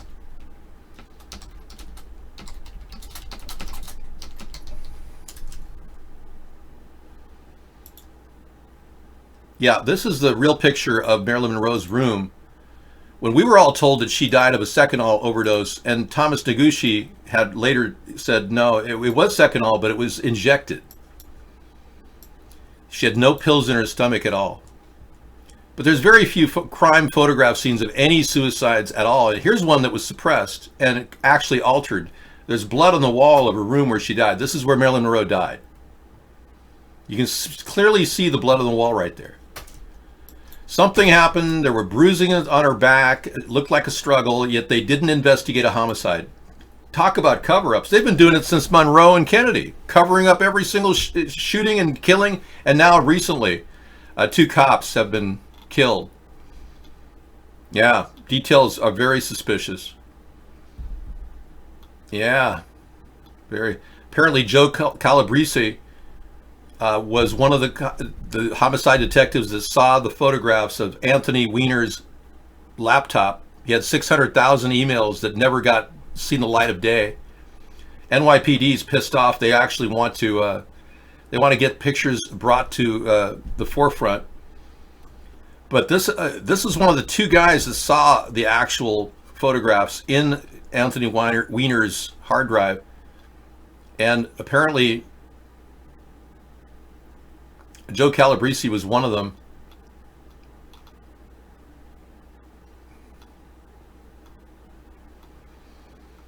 Man.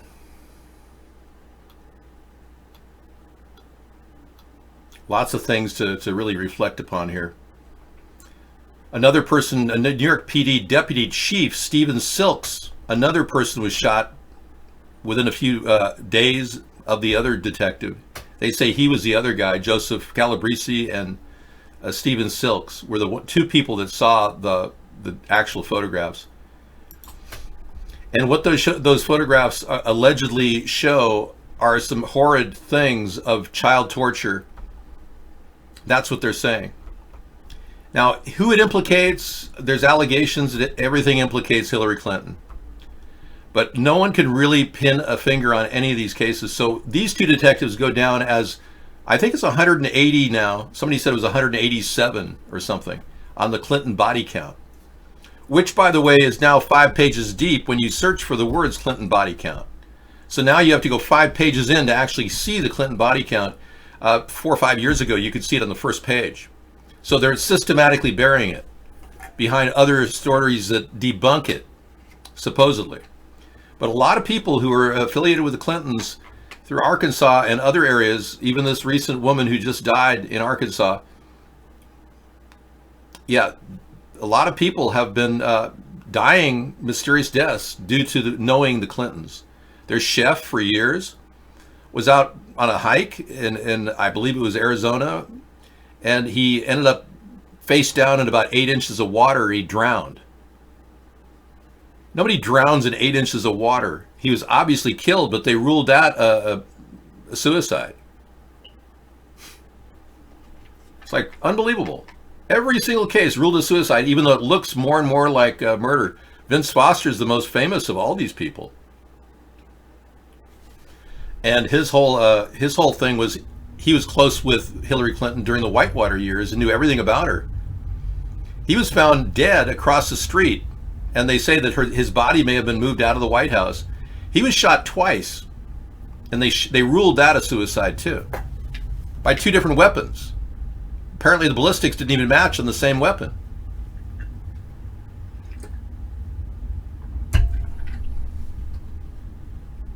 Yeah, it's not about chasing the money. Look, if you think that the idea is to be like Trump and live it up, you have missed the whole point of life. It's completely gone right by your head. You've been brainwashed. Here it is, environmentally safe, brainwash. So yeah, there's a huge effort to turn all of us into a bunch of debt slaves.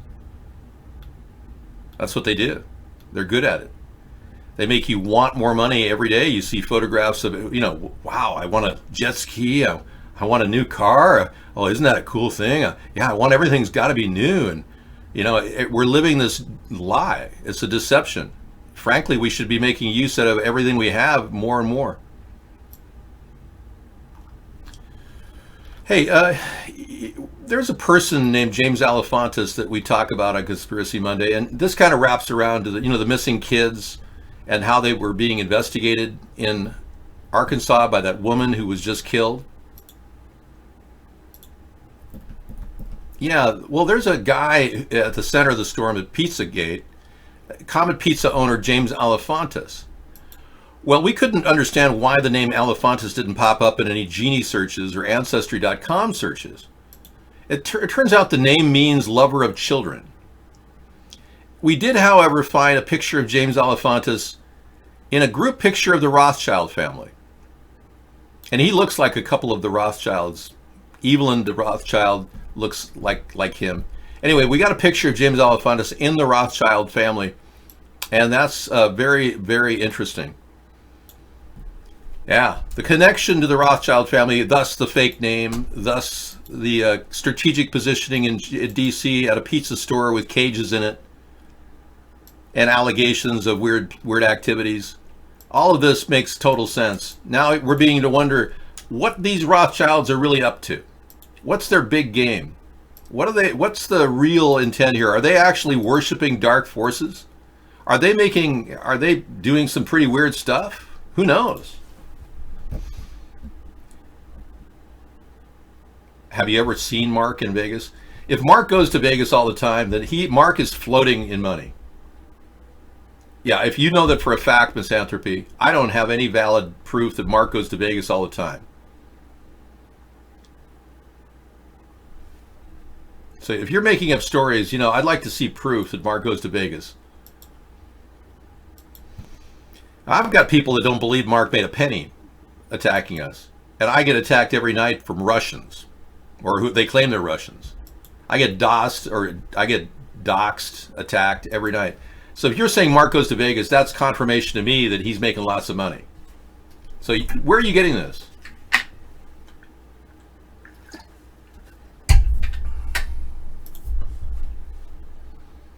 Up, up and away, my beautiful balloon. It's nice to talk out of your butt, but, you know, do you have any proof that he goes to Vegas? Or is that just another fart? Now you're saying he has a friend at a comedy club. He goes to New Orleans all the time. That's a long trip from South Carolina to New Orleans. He takes a helicopter, flies around the Strip. Where are you getting this information, man? Put up or shut up. Yeah, oh, he lives in Tennessee. Thank you. I forgot. Kiefer Boy says there's plenty of archives of Mark in Vegas. Well, could you send me a few links? Thanks. You've seen the cast? So he really does go to Vegas. What do you think about that, Scissor Fight? Yeah. People with lots of money go to Vegas. And I remember seeing Lot Lizard send me a video from Vegas. He must have been meeting Lot Lizard that time. See, we have an ongoing discussion about whether Mark makes money or not. You know, censoring us. The club is in the background when he streams. Well, then I believe you, the guys. You know, we've got testimony to back up Misanthropy's statement. He flies around. You've seen him flying around in helicopters. He goes to Vegas regularly. He wants to move there someday. Well, yeah, you don't have to answer me, Scissor Fight, but log these statements in from multiple sources. We have an ongoing difference of opinion about Mark and all the money he makes. I know. All I know is that Mark, as soon as we started casting on here, Mark's entire I guess, show, the Vaughn show, has changed dimension. It used to have all kinds of viewers and all kinds of people. Remember the Vape Lounge or the vape people that were on the Vape channel? He had multiple channels. He had lots of people broadcasting. Now nobody really cares, and it's not that popular. From the outside, it looks like Mark's not that interested. But remember, he shut down guest chat when we were being swamped with guests. So just because he goes to Vegas on vacation sometimes doesn't lead you to believe that he has any money. Okay. Well, just log it in as one of those little notes to remember. That's all. I'm not going to be able to sway your public opinion on this either way, but just make a mental note of him going to Vegas and flying around and shooting from the helicopter. People that go to Vegas and ride in a helicopter have serious cash. All right. Just make a mental note of it. I really believe the guy's been making millions of dollars. We had a person go to our website at the C-SPAN or the C-Box, and I know this, you know, might not be ideal for a lot of people who are watching us, but if you go to our website, America's Third Party, you can see a C-Box there with all kinds of stuff in it. We keep it open for people just to post.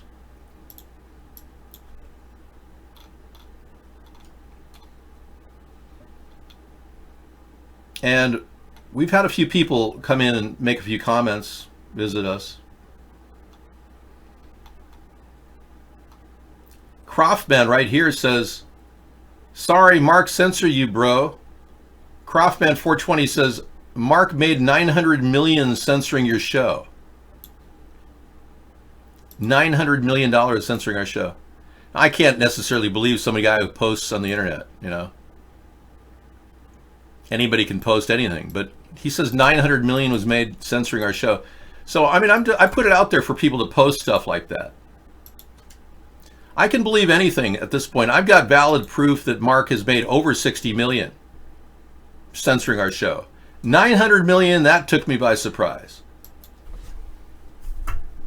But it's easy to believe that all these trolls are just messing with their head and talking about all the money he makes. You can believe that story, but that's not really a deep thought story.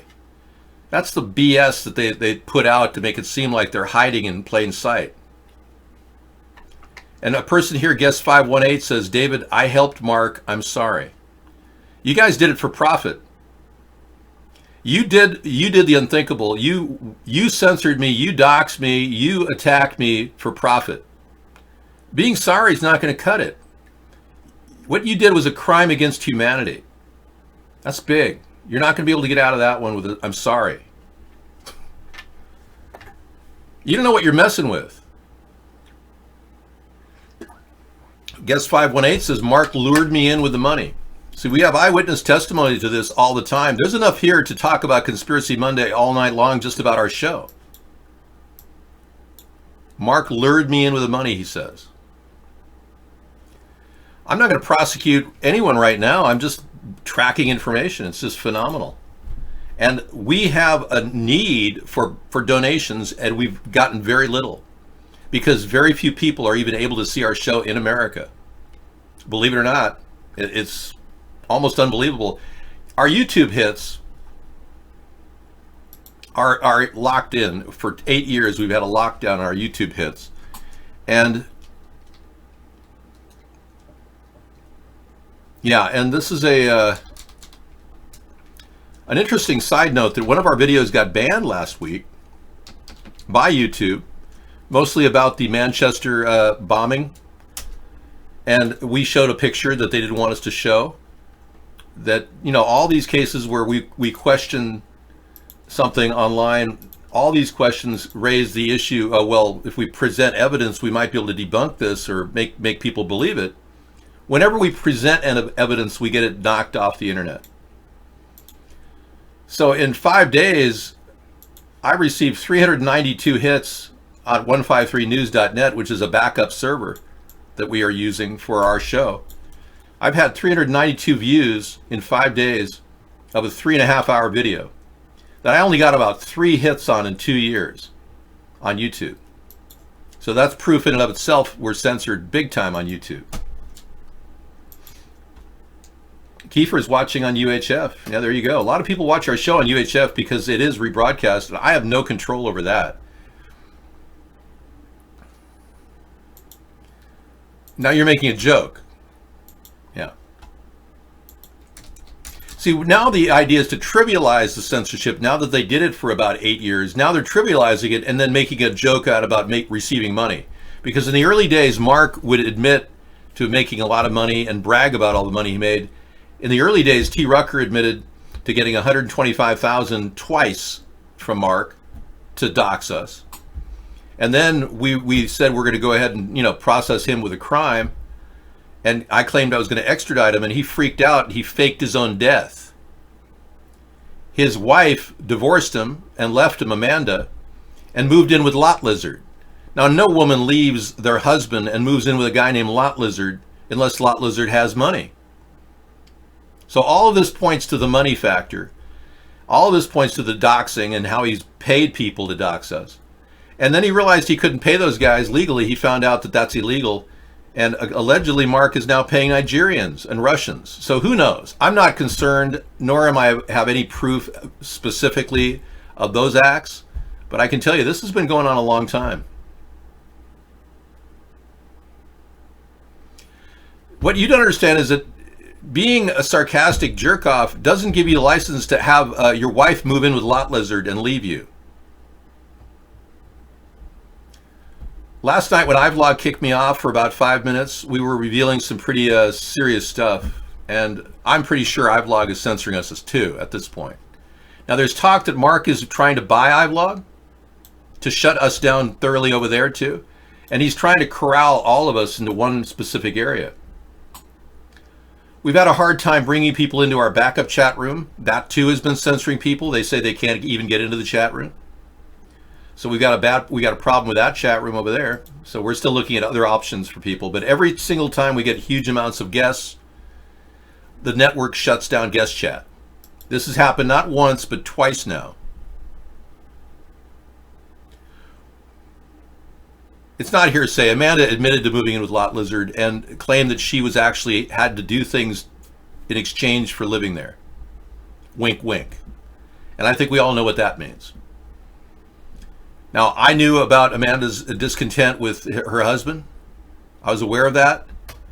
But I also knew that she was very in need of support financially with him, and that no woman leaves her husband who she relies on unless somebody else has a better offer.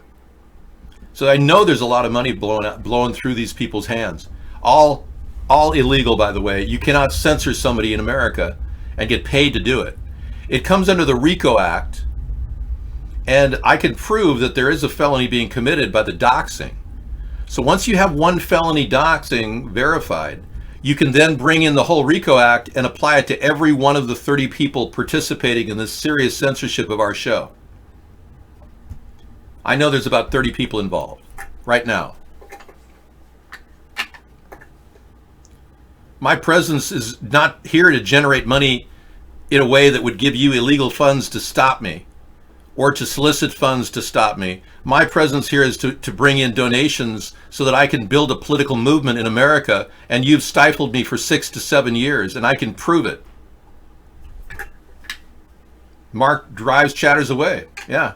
And that the act of a capacity server screen, which we have records of, is enough to drive people away. And Mark has openly admitted to banning 350 million VPN IPs, locking over 2 billion people from entering our chat room.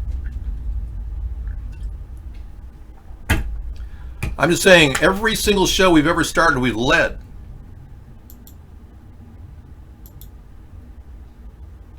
Every single show we've led and we've dominated. We have brought chatters in left and right. Blog TV, we brought 1 million people in and they shut down the network right out from under our feet. Somebody bought it up for $5 million and then it shut down right afterward. Mark got contacted 6 years ago and has been receiving tons of money to stop us. And our show at iVlog is now seemingly in jeopardy.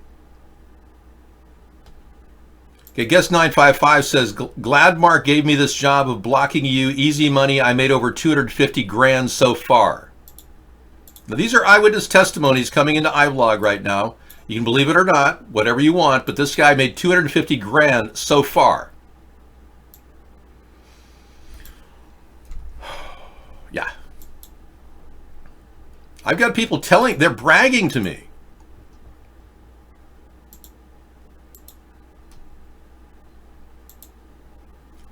How has Mark been censoring me when he's hosted my cast for free for years?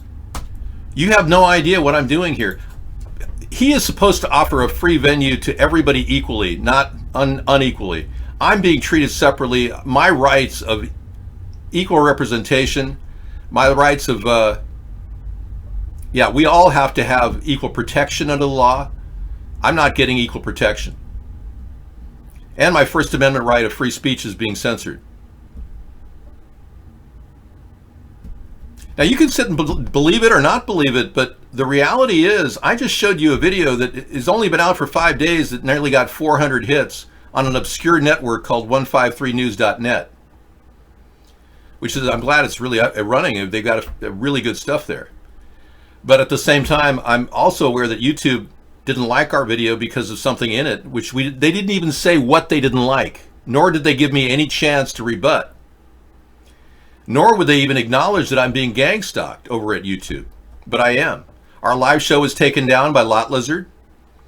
And he is openly bragging about things, so much so that tonight he went into our free chat room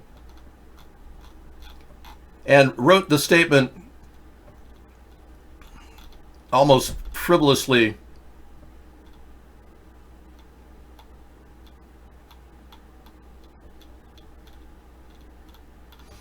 I don't have it here.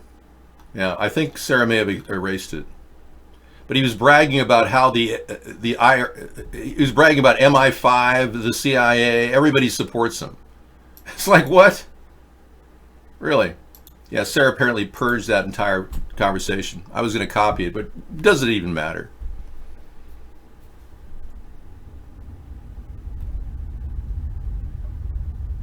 The reality is, Kiefer Boy, I'm going to make you leave right now because that's the reality.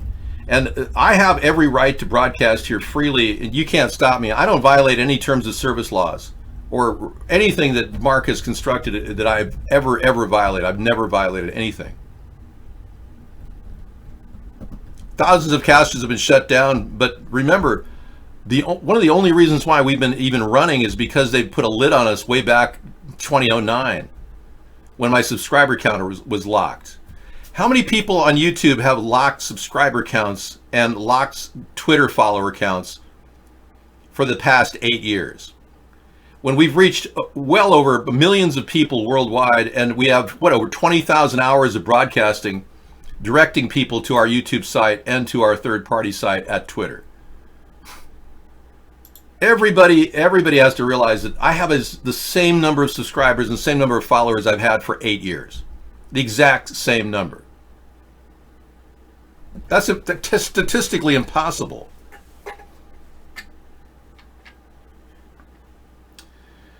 Yeah, Ghost disappeared completely. Ergo the name Ghost, right?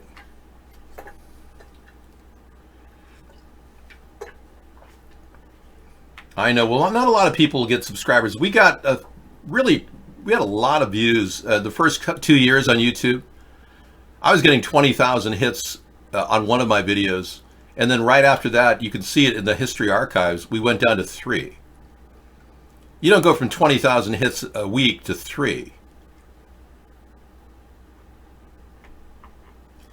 My version right now of what we're dealing with is cover up after cover up after cover up, in every way, all over the place. Conspiracy Monday, you might as well make it a blender drink and just spit out little things of conspiracies. Dave, we were told to stop everyone from viewing. I apologize. Well, it's not going to cut it, man. But thank you for telling the truth. That helps.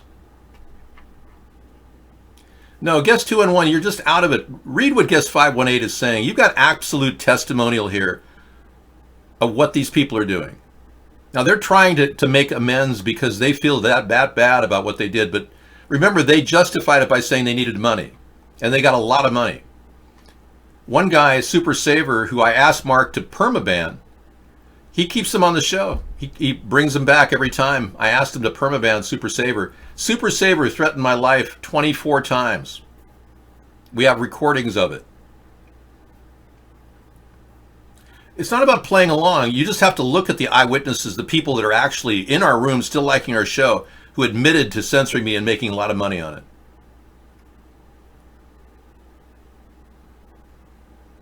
You just read about a guy who makes his own music on YouTube. He owns all the rights to his music with millions combined views, and they banned him. Yeah. You know, I'm amazed they let Steve Crowder stay online, even though he said those homophobic and hateful statements to a homosexual man at Vox.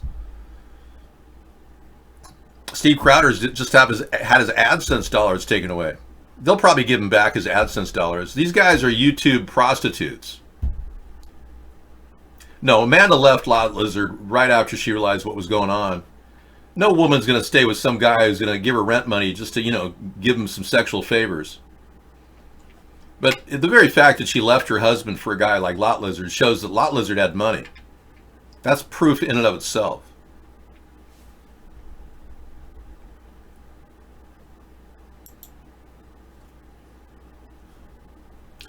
So there is virtually a history of suicidings around the country that I could go into at length every night.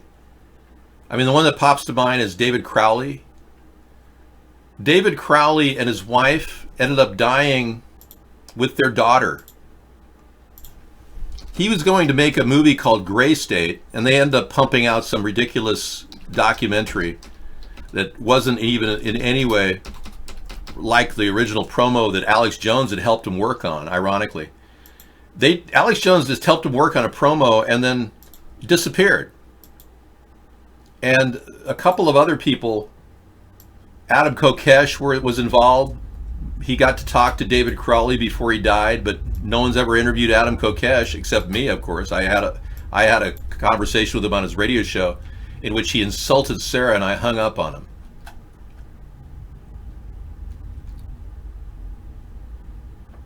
$11 years ago, or 10 years ago, you were one of my first doxers, really?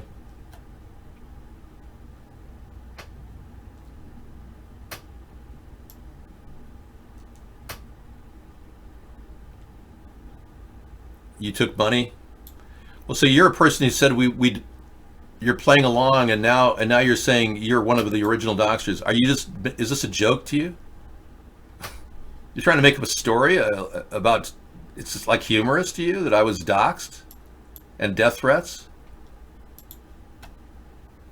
Okay, well, I'm sorry they found a pipe. Anyway, here they are, a nice couple. He was a very aggressive filmmaker. He was in the middle of developing his film. He had all kinds of props to make police events become reality. The film was about our FEMA camps being converted to incarceration centers, much like Hitler did to the Jews with the concentration camps. And he created Gray State, the promo, but he couldn't get enough money to make the movie into something really big. And he ended up making a documentary. It didn't even work. When he died, some people put some stuff together that wasn't that exemplary. But he ended up dying in his house in Idaho. Twin Cities area had a story about him. Apparently, he left a message in wife's blood before the three were found dead. And he had some cryptic message on the wall where it was something to do with Allah. Open the Rise most recent version. Submit to Allah now. Okay. So why would he write that on a piece of paper? And then apparently he wrote it in blood on the wall too. He had areas of the Quran circled. There's no evidence that either one of them were heavily involved in religion or that she was a devout Muslim. There's no evidence of that. But what there is evidence of, and there's a movie about this on Netflix, by the way, what there is evidence of is the door was left open. They were both killed. The child was killed.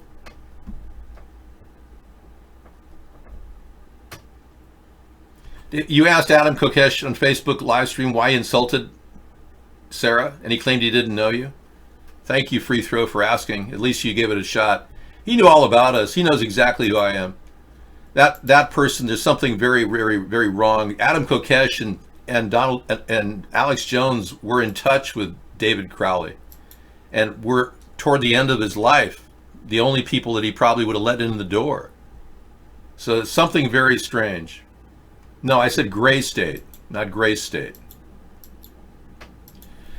Basically, Netflix did a show that shows cursory. It kind of leads to you to believe that she was a devout Muslim and he wasn't, and that he killed her for some reason, but somehow he gave it all up to Allah.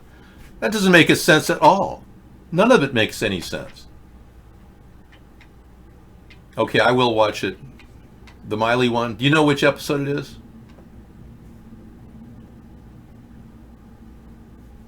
Well, which episode is the Black Mirror Miley Cyrus episode? She didn't wear a hijab. The third? Okay. So it's the third in the new series. So I'll skip the first two and then go to the third, and then I'll do the other two later. Okay. That sounds like something we could do. Or I can do. Sarah doesn't even watch the show. Anyway, the ongoing controversy about that has been put to rest. Nobody talks about David Crowley anymore. I'm probably the only one who ever did.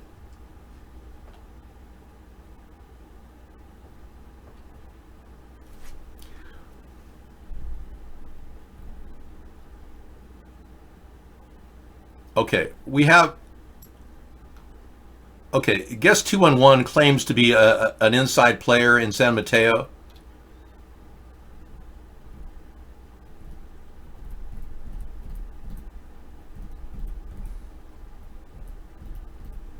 No, there's no such thing as a private site, by the way.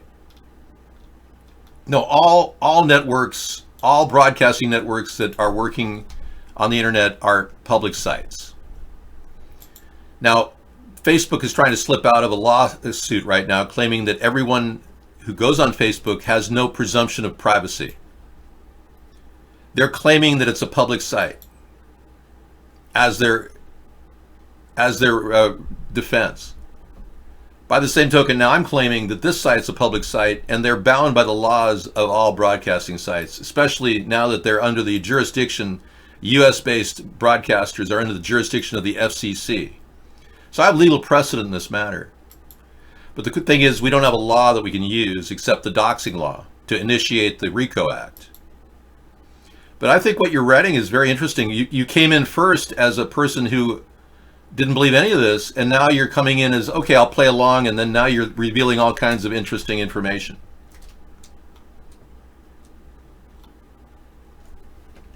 That's interesting. I don't draw wages from any of this. I don't think you get it.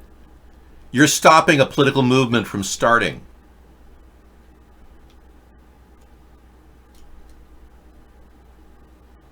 Yep. You said, no, well, I've never made any money doing anything to you, with you, or about you because there's no money to be made that way. Well, you're wrong. And then another person said somebody made $250,000 doing it. It was the easiest money they ever made. And now 2-in-1 is now offering all kinds of tidbits that he claims he's now part of this whole thing, and now he's just spilling he's spilling his beans. Or are you making it up? That's pretty funny. Okay, well we're going to process this in my notes for tonight, for sure. Why not? I've got a big night. It's been replete with all kinds of stuff. Anyway, I'll be looking at that testimony from you, Guest 211, again later. This whole cabal that you've created with YouTube, you're not going to send me any dirty money. I won't take your dirty money. But this whole cabal that you created with YouTube that you think you're part of,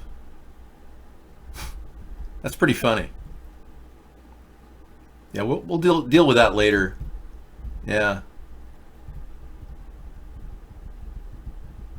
It is dirty money.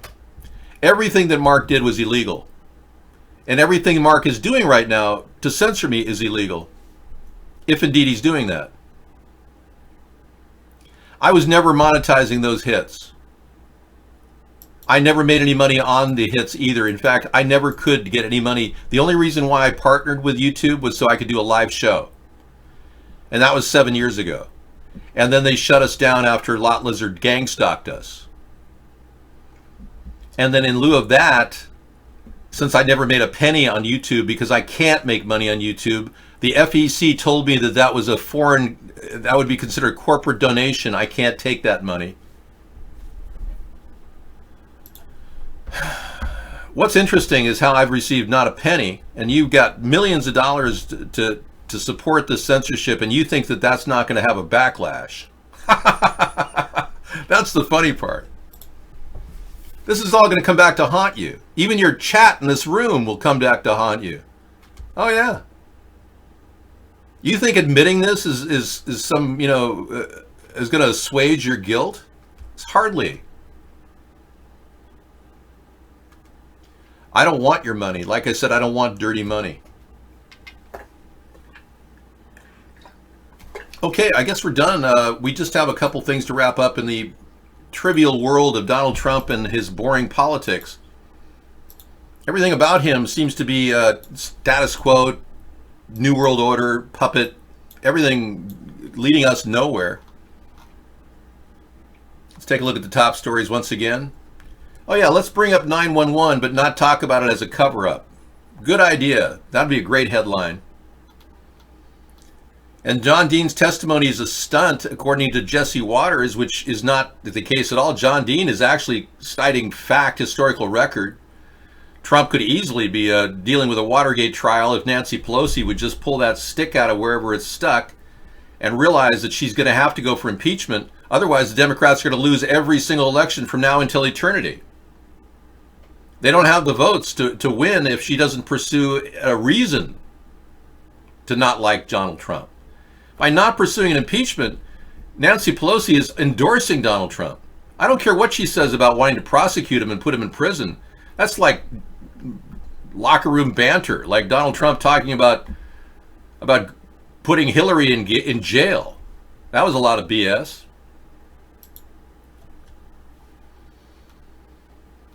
And then Pompeo trying to frame the entire Mexico nightmare, threatening tariffs when they'd already cut a deal.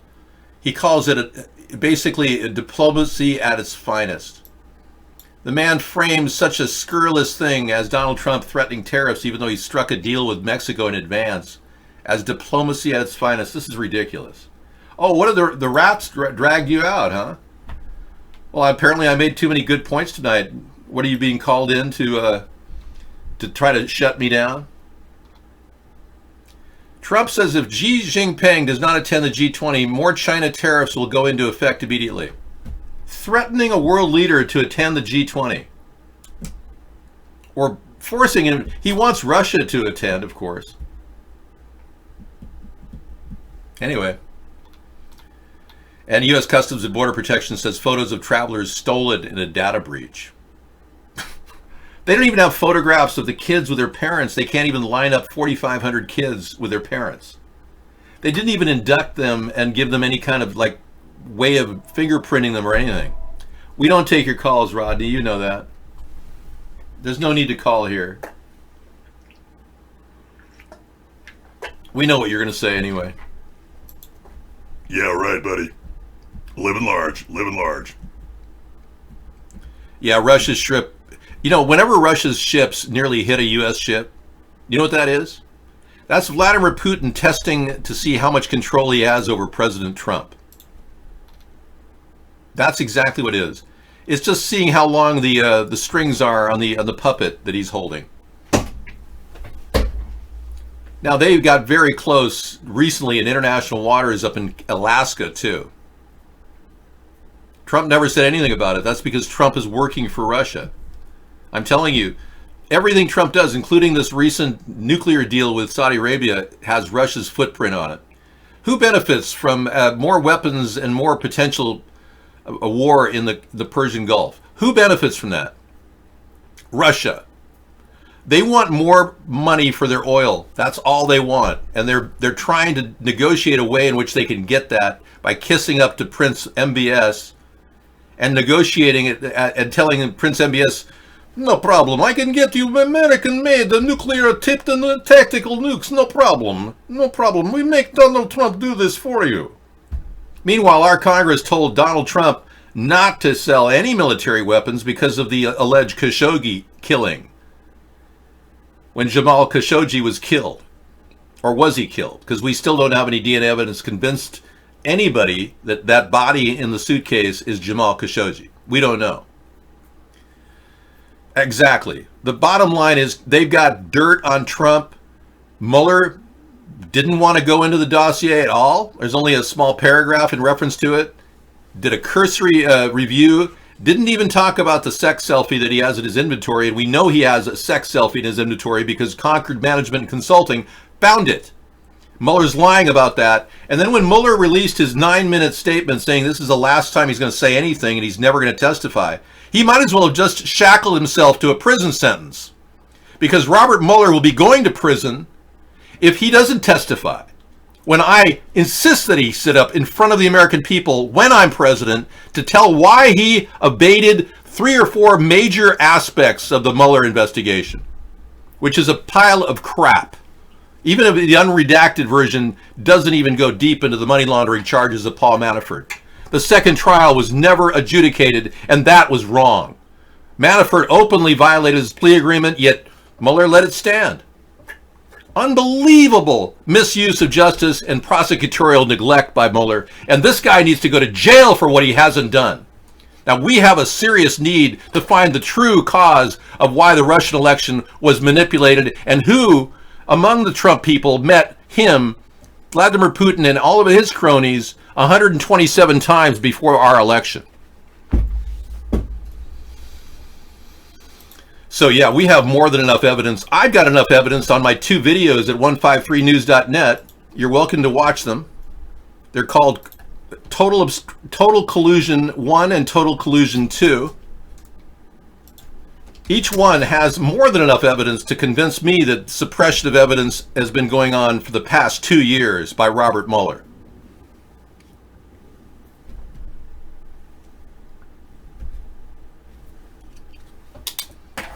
So I guess this wraps up Conspiracy Monday. It's been a good one.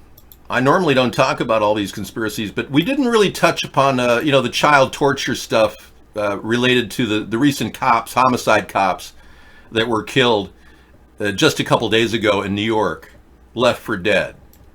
We'll wait on that one for tomorrow night if we get any more information. Right now, we're still sitting on the reality that the NYPD said that they had 600,000 emails that Anthony Weiner had on his hard drive. Some of them are so unbelievable that the American people would be shuddering to think that these videos were even made. And then the two men that saw those videos allegedly saw them, I should say, because somebody's saying that they know for a fact they saw them. They're now dead. The two homicide detectives that saw those videos. So something's not right in River City when it comes to New York City. All right, that's the end of this. Oh, we've got one little side note. As you know, William Barr, a man who supported Russia by writing a letter to Rod Rosenstein, a 19-page letter to Rod Rosenstein before the investigation started. William Barr, who tried to prevent us from finding out that Michael Flynn was working for Russia, who's now our Attorney General, this guy. He's now doing a goon squad hunt for anybody that may have been involved in a coup. Simply protecting our national security. If that isn't the act of a guilty party, I don't know what is. So this guy openly wrote a letter to not pursue obstruction before the investigation, not to pursue a case against Michael Flynn before we found out he was working for Russia, and now he's virtually telling us that it was a coup against the president. I mean, this is unbelievable.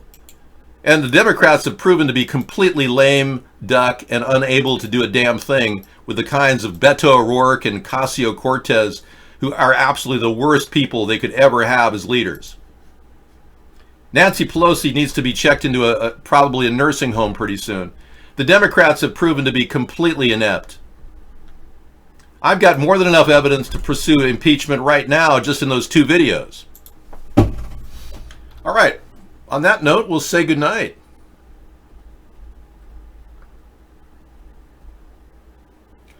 Well, this is kind of good. The Vatican is denying the possibility of gender-neutral people. That's kind of where I'm coming from. I don't really understand why we would want to jump on the commie Democratic bandwagon and all assume that everyone should be transgender if they want. Everyone needs to know that if you're training your children to be transgender, they're going to face a lot of adversity in life. It's not going to be a cakewalk. All right. Thank you. I will keep calm. I'm glad I have this opportunity to talk, though, because as you know, when I go visit Sarah, we don't talk about any of this.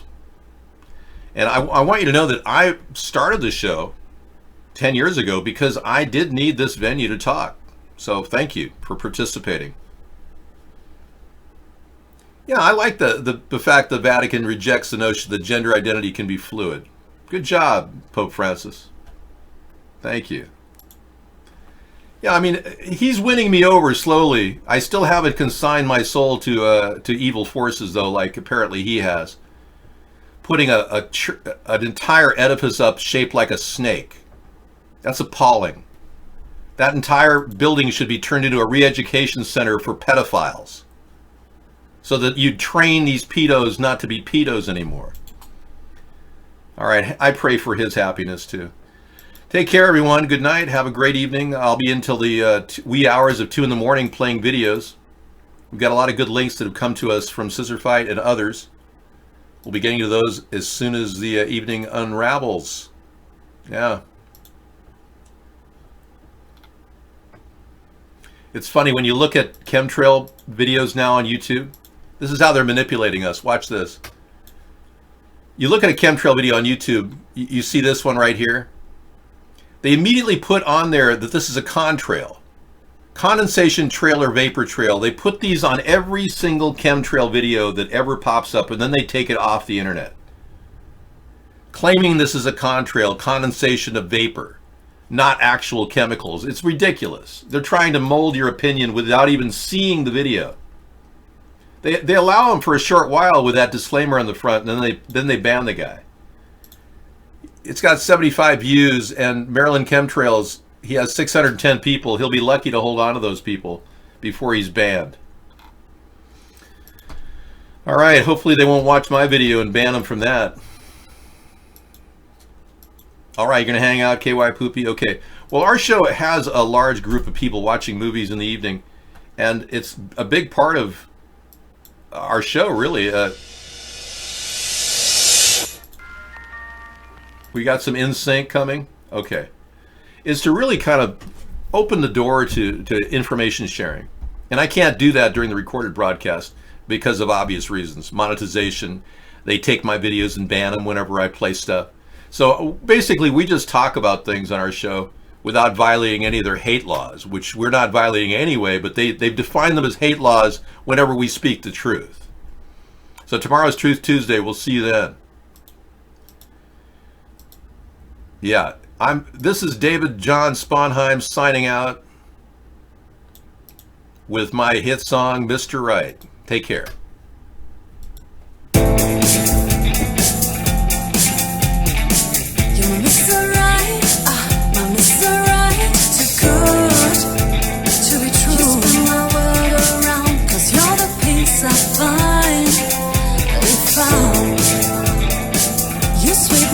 My feet, my heart stops to beat, cause you make me melt away. You're my Mr. Right, too good. You turn my world around, cause you're the peace I find. If you sweep me off my feet, my heart stops to beat, cause you make me melt away.